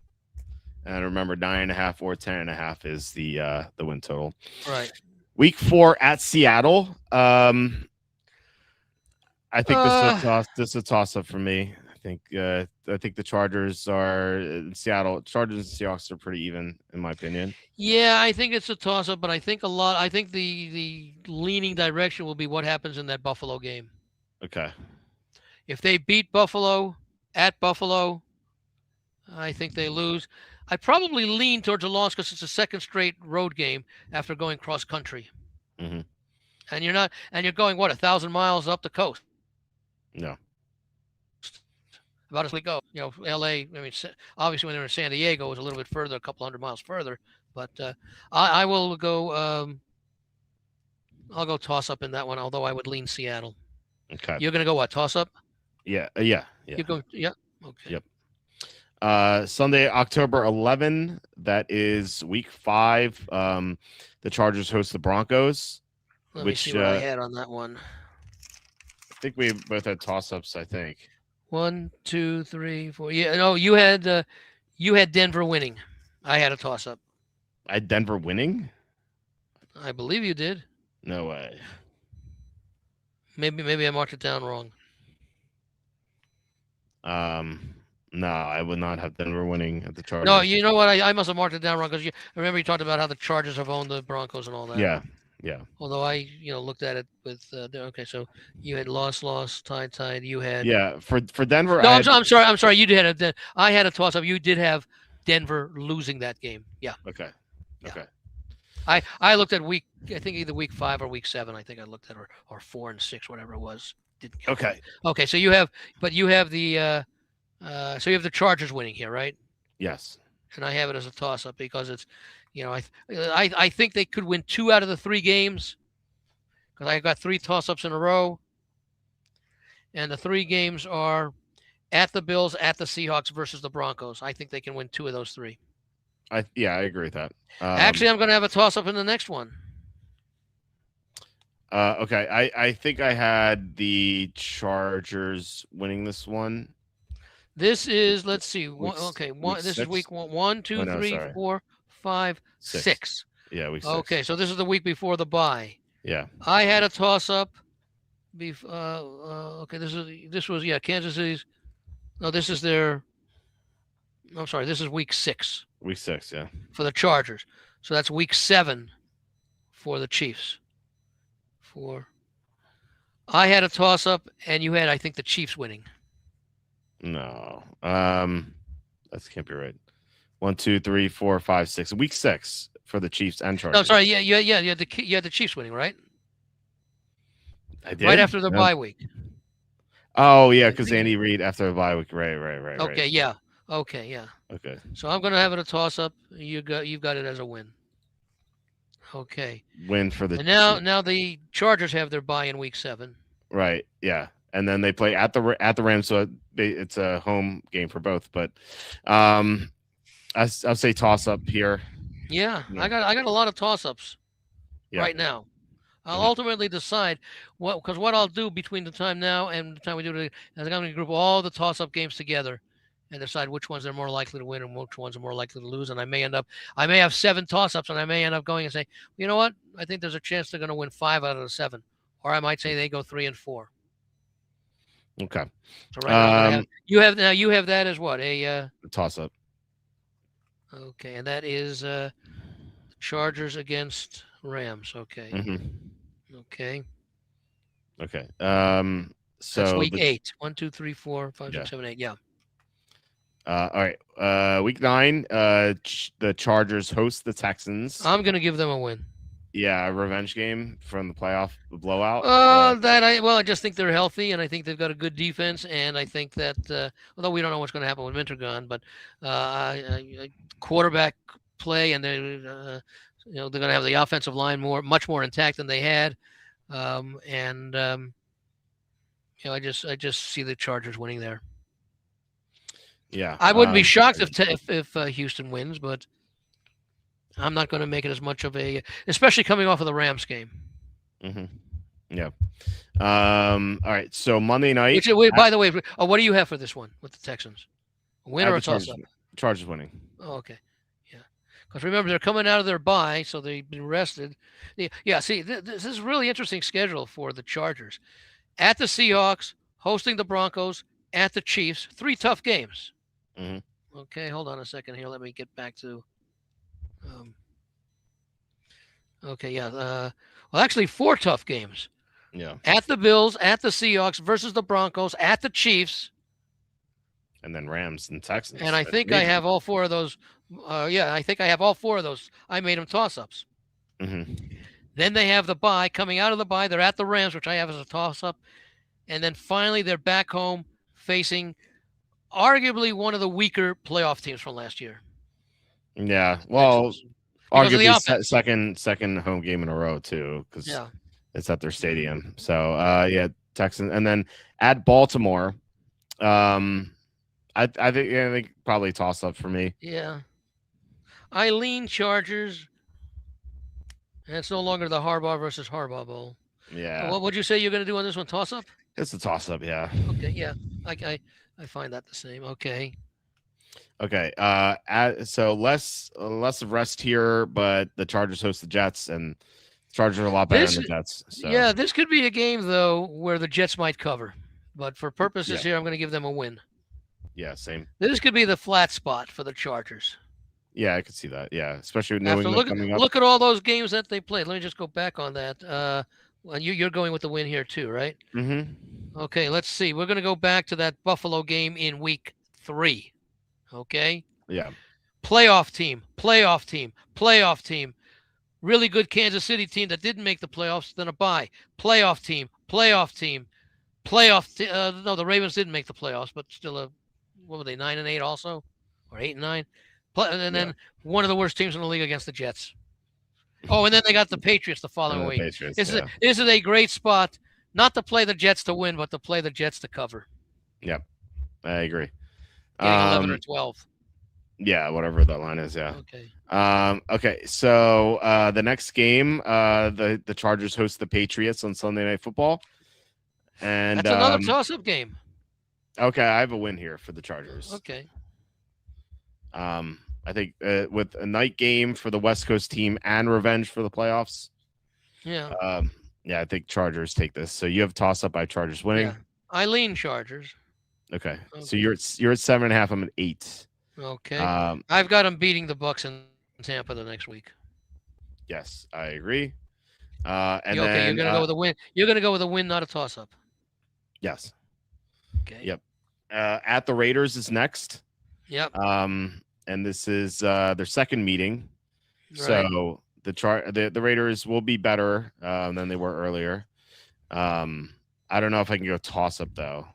I think Chargers I can't. I might be able to make depending on the improvement that they show, and is Mendoza in there, as he had like 3-4 games under his belt and looked good. Because this will probably be a big line unless the Raiders are like 7-3. Yeah. Yeah. So are you going to go toss up or win? I think I'll go So we go again. We're talking straight up now. Yeah. I think we'll go Chargers win. Okay. And what are you going toss up? No, I'm going win. Okay. Against the Raiders, yeah. Okay. Keep in mind that was before a Thursday night game. This Thursday night game is against San Francisco. That's a reason why I could see making a play on the Raiders plus the points. Yeah, I agree. Okay, the Niners hosting, or sorry, Niners. I've got to make that a toss-up game. Niners at the Chargers. Yeah. Niners travel. But I think this is toss-up. I think it's fair. Yeah, it's in-state travel, same time zone. Yeah. Are you going to make a toss-up? Yeah. Okay, so right. with extra rest, they play at Miami, and I gave that a win for the Chargers, so I'll do that again. I will do that as well. Okay, you're at 11. I'm 11.5. The next game is the Chiefs hosting the Chargers hosting the Chiefs. When did they play the Chiefs the first time? It's back in week 6. Right before the bye? The Chiefs right before the bye, right? Yeah, yep. Okay, because I had that game a toss-up, and you had it as a win. So I've got to give it a toss-up in return versus the Chiefs. Okay. And you're going to give – are you going to call for a sweep, or are you going to call for the Chargers to well, no, I had the Chiefs winning the first time, so I had the Chargers winning the second time. Oh, okay. So you're going to have the Chargers winning. Yeah. No, wait. The first game, what was the week 6? Right, you had the Chargers winning the first game before the bye. Oh, I thought you told me I had the Chiefs winning. Oh, whatever. This is split either way. I have this split either way. No, go because I'm saying that. No, I'm sorry. In the first game, you showed a toss-up. So maybe you did show a toss-up this one. What did you say you had for the first game? I thought I had the Chargers winning, but you told me I had the Chiefs winning. No, you had a toss-up. Oh, okay. Well then, so I'm gonna give you. You had a toss-up in the first game.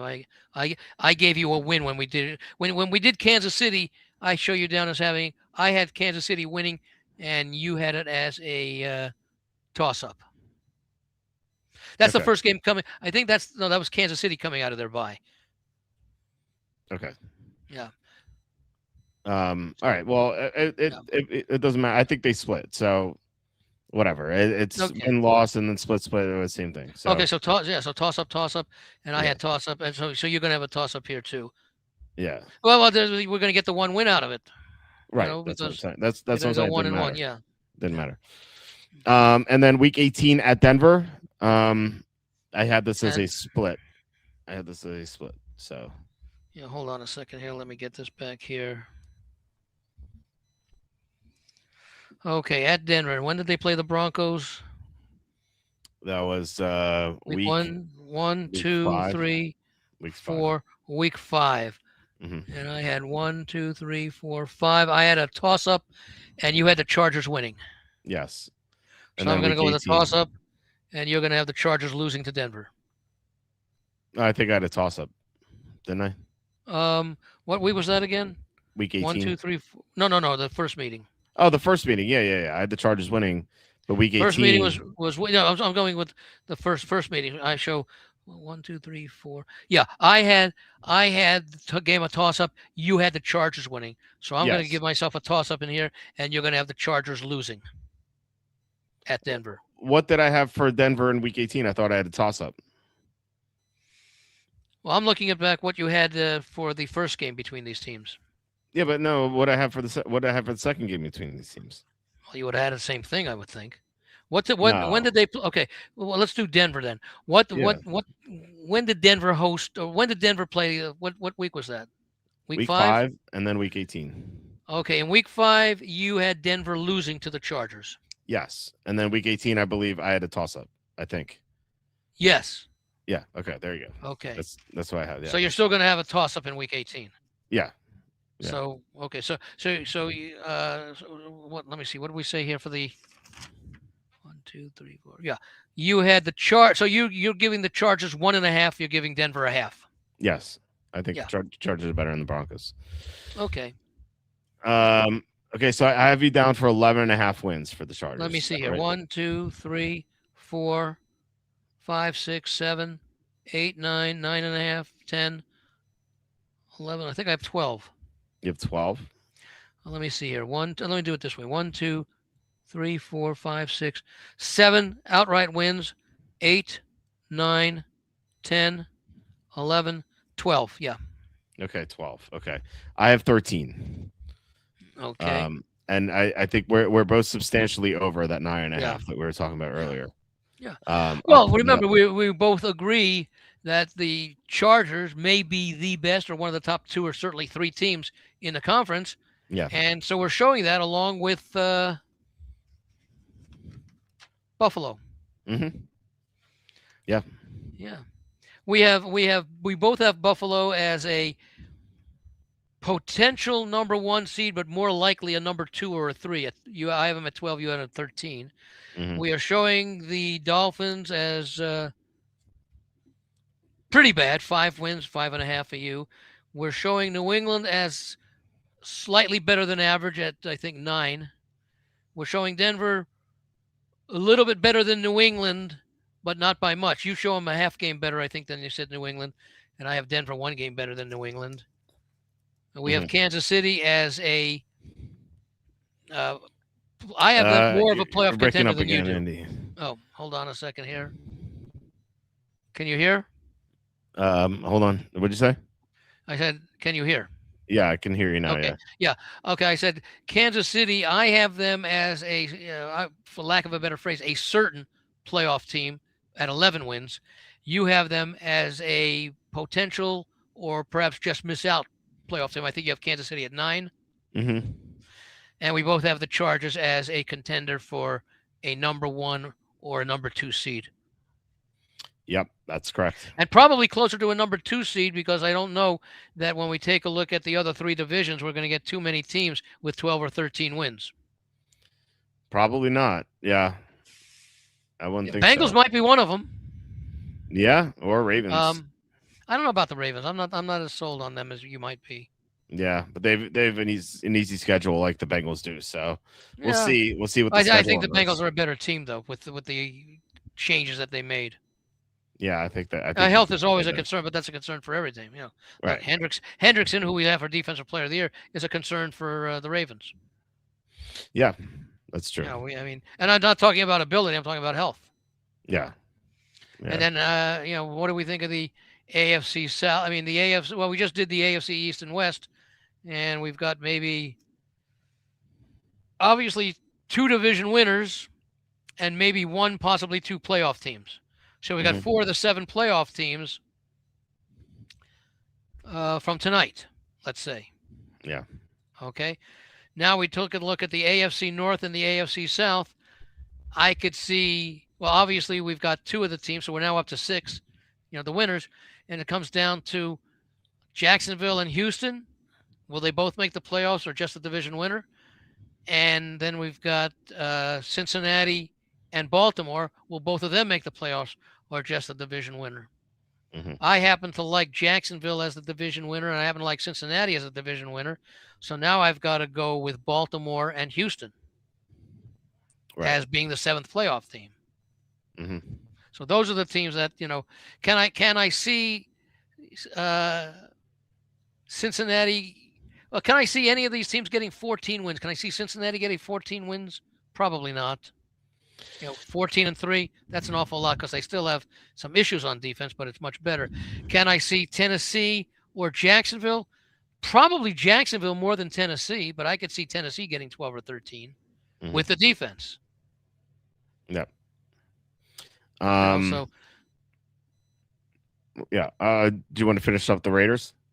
Oh, that's right. Yeah, let's do that. I was taking a timeout here. Okay.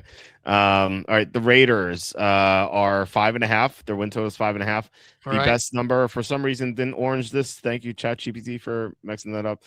Over 5.5 minus 130. Say that again about ChatGPT. What happened there? Thank you for messing this up and not highlighting this. Actually, that might have been my error. No, it wasn't. No, ChatGPT screwed up. Oh, what was your command? Highlight. This should have been orange. No, but I'm saying what was your command for it to be highlighted? There's no command. I just had it highlighted on my Excel sheet. Oh, okay. Oh, well, you said thank you, GBT. Yeah. It messed So up. in other words, it sounded like you were blaming GBT for not highlighting it. I did. Yeah. I'm blaming ChatGPT for not highlighting this. Well, should have been well highlighted. how would they have highlighted it? Because I had it highlighted on my Excel sheet. I don't understand where it was an error of GPT. Because I had it highlighted on my spreadsheet, and I uploaded my spreadsheet to them, and they didn't highlight it in the graphic. Okay. I thought you made a request of GBT, whatever it's called. No. Well, I did. I said highlight the orange in orange. Just copy. Yeah, but no. But how did you what were the conditions for them to highlight something in orange? I don't know what I say. You understand what I'm saying?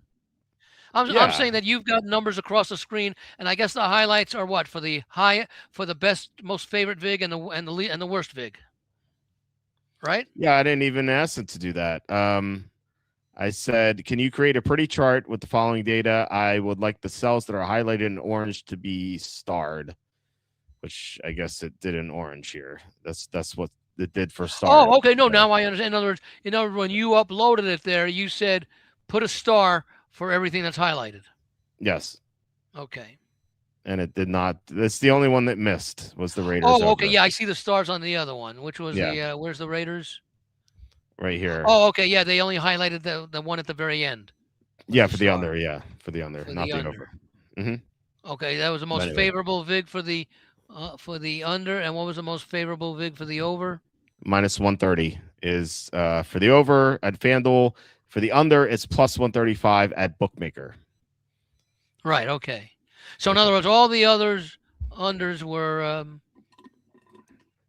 Okay. No. Now I'm taking a close look. You have the over and under for each of the 5 bookies. Yeah. Yes. Okay. So you wanted a star placed. Yeah.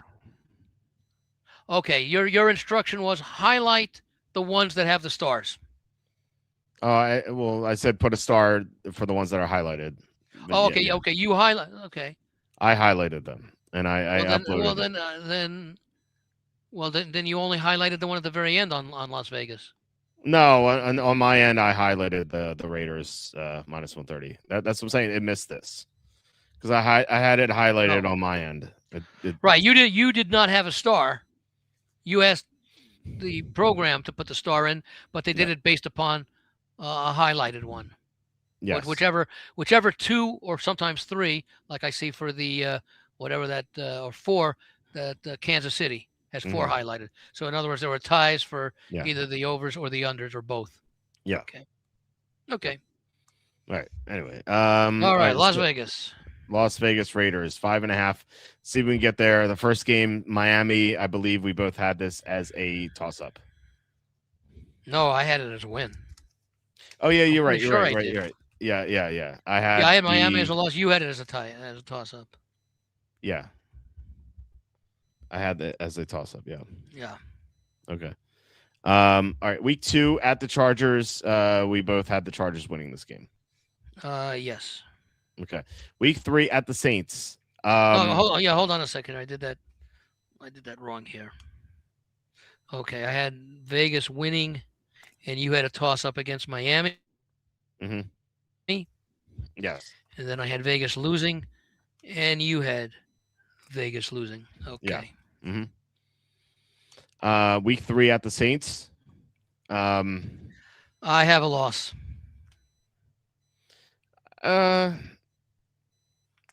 Yeah, I could see it's no. I don't know. It's a tough one. I'll say toss up because I'm kind of torn on it. Okay. If you're undecided, give it a toss up because we're going to do it again later. But at least you'll know. At least when you see what you gave it now, a month from now or whenever it is, you'll realize, in case you weren't thinking at the time, that you will either say, yeah, I still feel the same way, or what the hell I was thinking of. The Saints are a much better team, or what the hell was I thinking of? This is a Raider team that's going to go down there because we haven't proven anything from the Saints after their hot finish last year, or whatever it is. Yeah. So, it'll indicate to both of us where we have toss-ups that there was a reason why we couldn't decide. Yep. Yeah, that's for sure. All right, now the schedule gets a lot tougher. Week 4, the Chiefs go to the Raiders. We both had the Chiefs winning this game. Yeah, let me mark that in here. Okay. Week 5 at New England, we both had New England winning this game. Yeah. Okay. Week 6, Bills at the Raiders. I had the Bills winning this game. Did you have a toss up? Do you remember? I don't think it would have a toss up for the. Let me go back and check. What week was this? Week 6.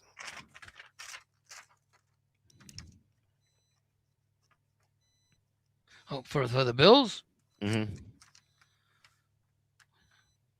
It shows that I had a win. No, I had a win for Buffalo. Okay. One for Buffalo. Okay. Yeah. So so we both had losses there. Yeah. Okay. Week 7, the Rams at the Raiders. Let's give that one to the Rams as well. Yeah. Yeah. So that's a loss. So right now, I am at 1-6. Yep, I'm at 1-6 and as well. you are at 1. No, you have a toss up in there in week 3, I think. I have 2 toss ups. I have toss up week 1, toss up week 3. Oh, that's right. You don't. That's right. You don't have anyone. Right. Toss up and toss up. Yeah. So you are 1-5, and I am 1-5. Yeah. No, I'm 1-6 because I didn't have any 3, toss 4, ups. 5, 6. Well, Yeah. I mean, how many games did 1, 2? You have them. Yeah, you have. I don't know how you got one of them. Yeah. Yeah, we're both 1-6. Yeah. Okay. Sunday, November 1st at the Jets. I don't know what I did for the Jets, but I think I gave the Jets a win in that. And that's what week is that? Because I got to go back to. So I'm going. That's why I'm taking time. I got to go back to a different page. What week was this? 1, 2, 3, 4, 5. Week 8. 7. 7 or 8? 7? No, 8. 1, 2, 3, 4, 5, 6, 7, 8. Okay, let me see here then what I had. The Jets. 1, 2, 3, 4, 5, 6, 7, 8. You had, I think I had 1, 2, 3, 4, 5. I guess I had it as a toss up, and you had it as a win for the Jets. Okay, that makes sense. Okay. Okay, you had a win for the Jets. Mm-hmm.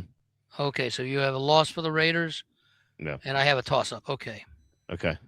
All right. Week 9, at the 49ers. I'll give this one to the Niners in that big rivalry. So will I? Yeah. Battle of the Bay. Well, it used to be Battle of the Bay, not anymore. Yeah.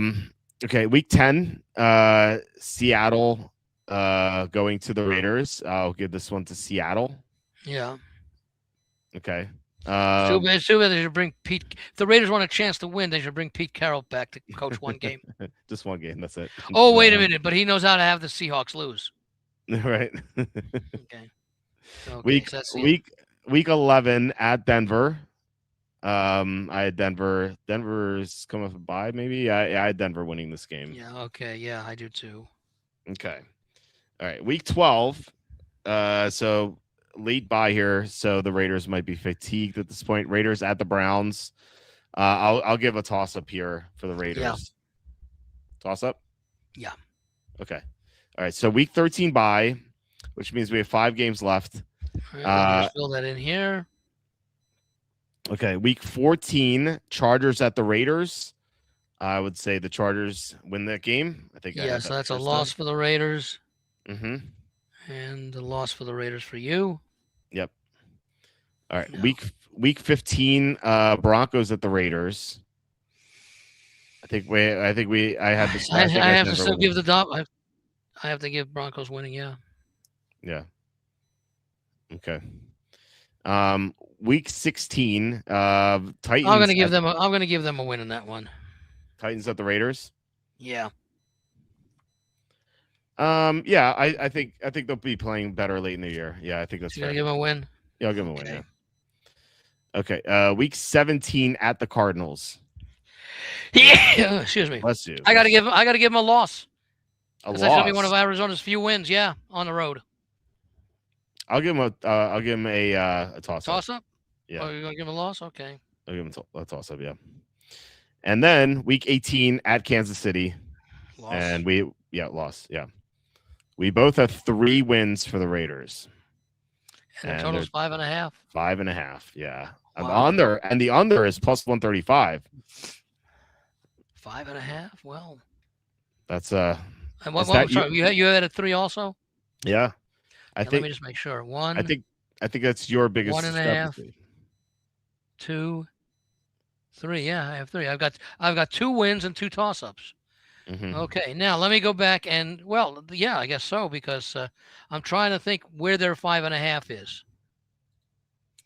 Okay, I guess they're saying they could beat the Dolphins, which we both have. I can't see them beating the Chargers. I suppose the Saints could be a toss-up, but I don't think so.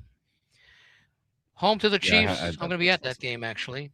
I can't see them winning. I can't see them beating the Patriots. Can't see them beating the Bills. Can't see them beating the Rams. I could see them beating the Jets, so that would be a possibility. No 49ers, no Seahawks, no Broncos. They conceivably could beat the Browns. Mm-hmm.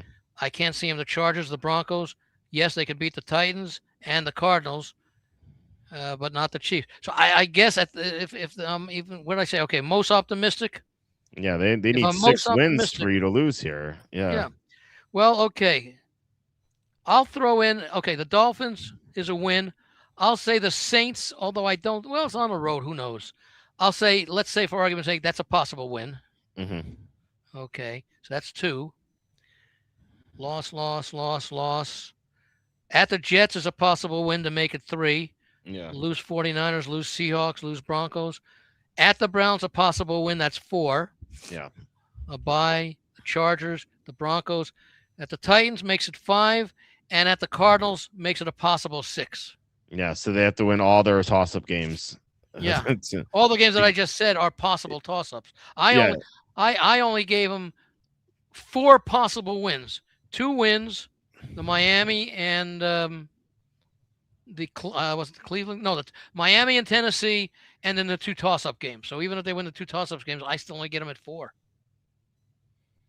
Yeah. I mean, let's do it this way also. Let's take a look at playoff teams. Okay. Games against playoff teams.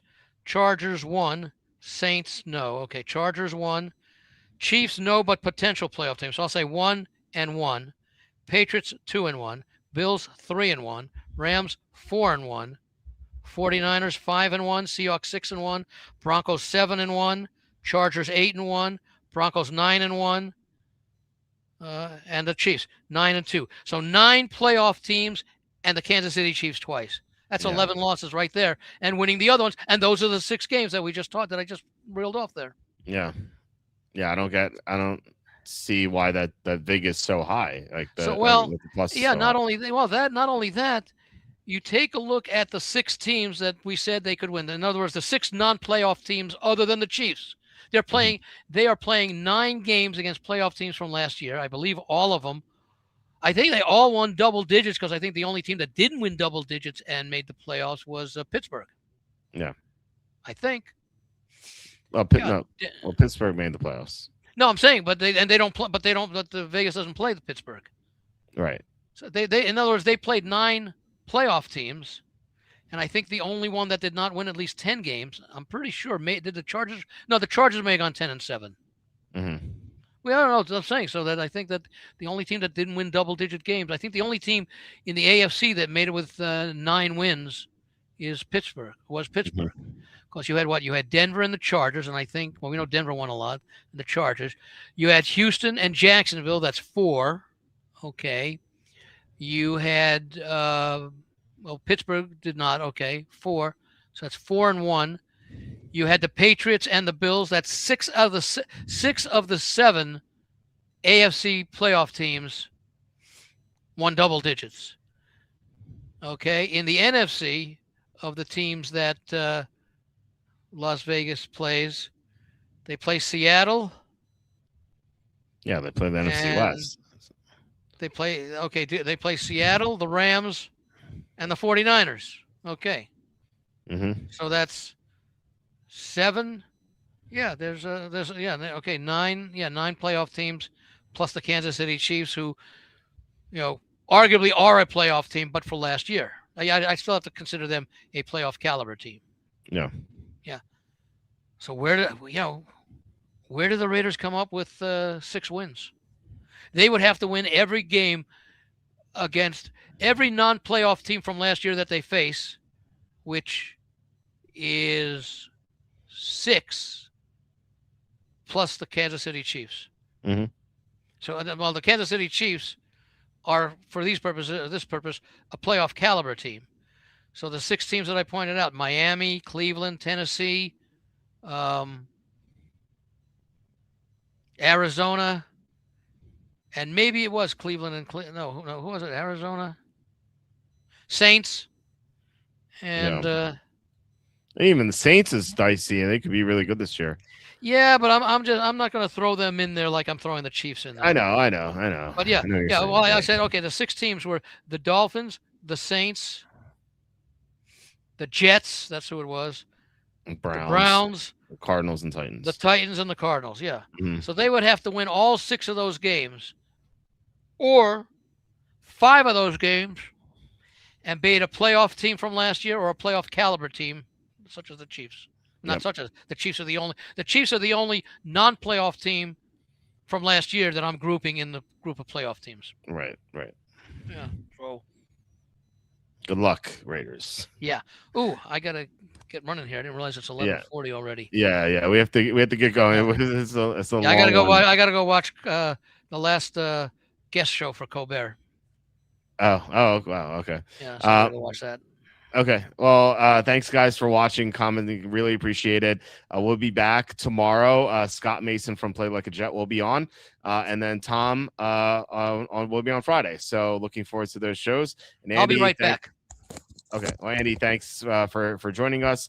You can check out Andy's website, thelogicalapproach.com. Check out walterfootball.com for tons of content. I'll be posting this chart on the site tomorrow. So if you want to see it up close, and then I'll be adding the other divisions to it as we get to them. So, yeah, guys, please hit like, subscribe, comment below, share this video, and visit our websites. So, walterfootball.com, thelogicalapproach.com. Like I said, we'll be back tomorrow. So I'll talk to you then, and have a great night.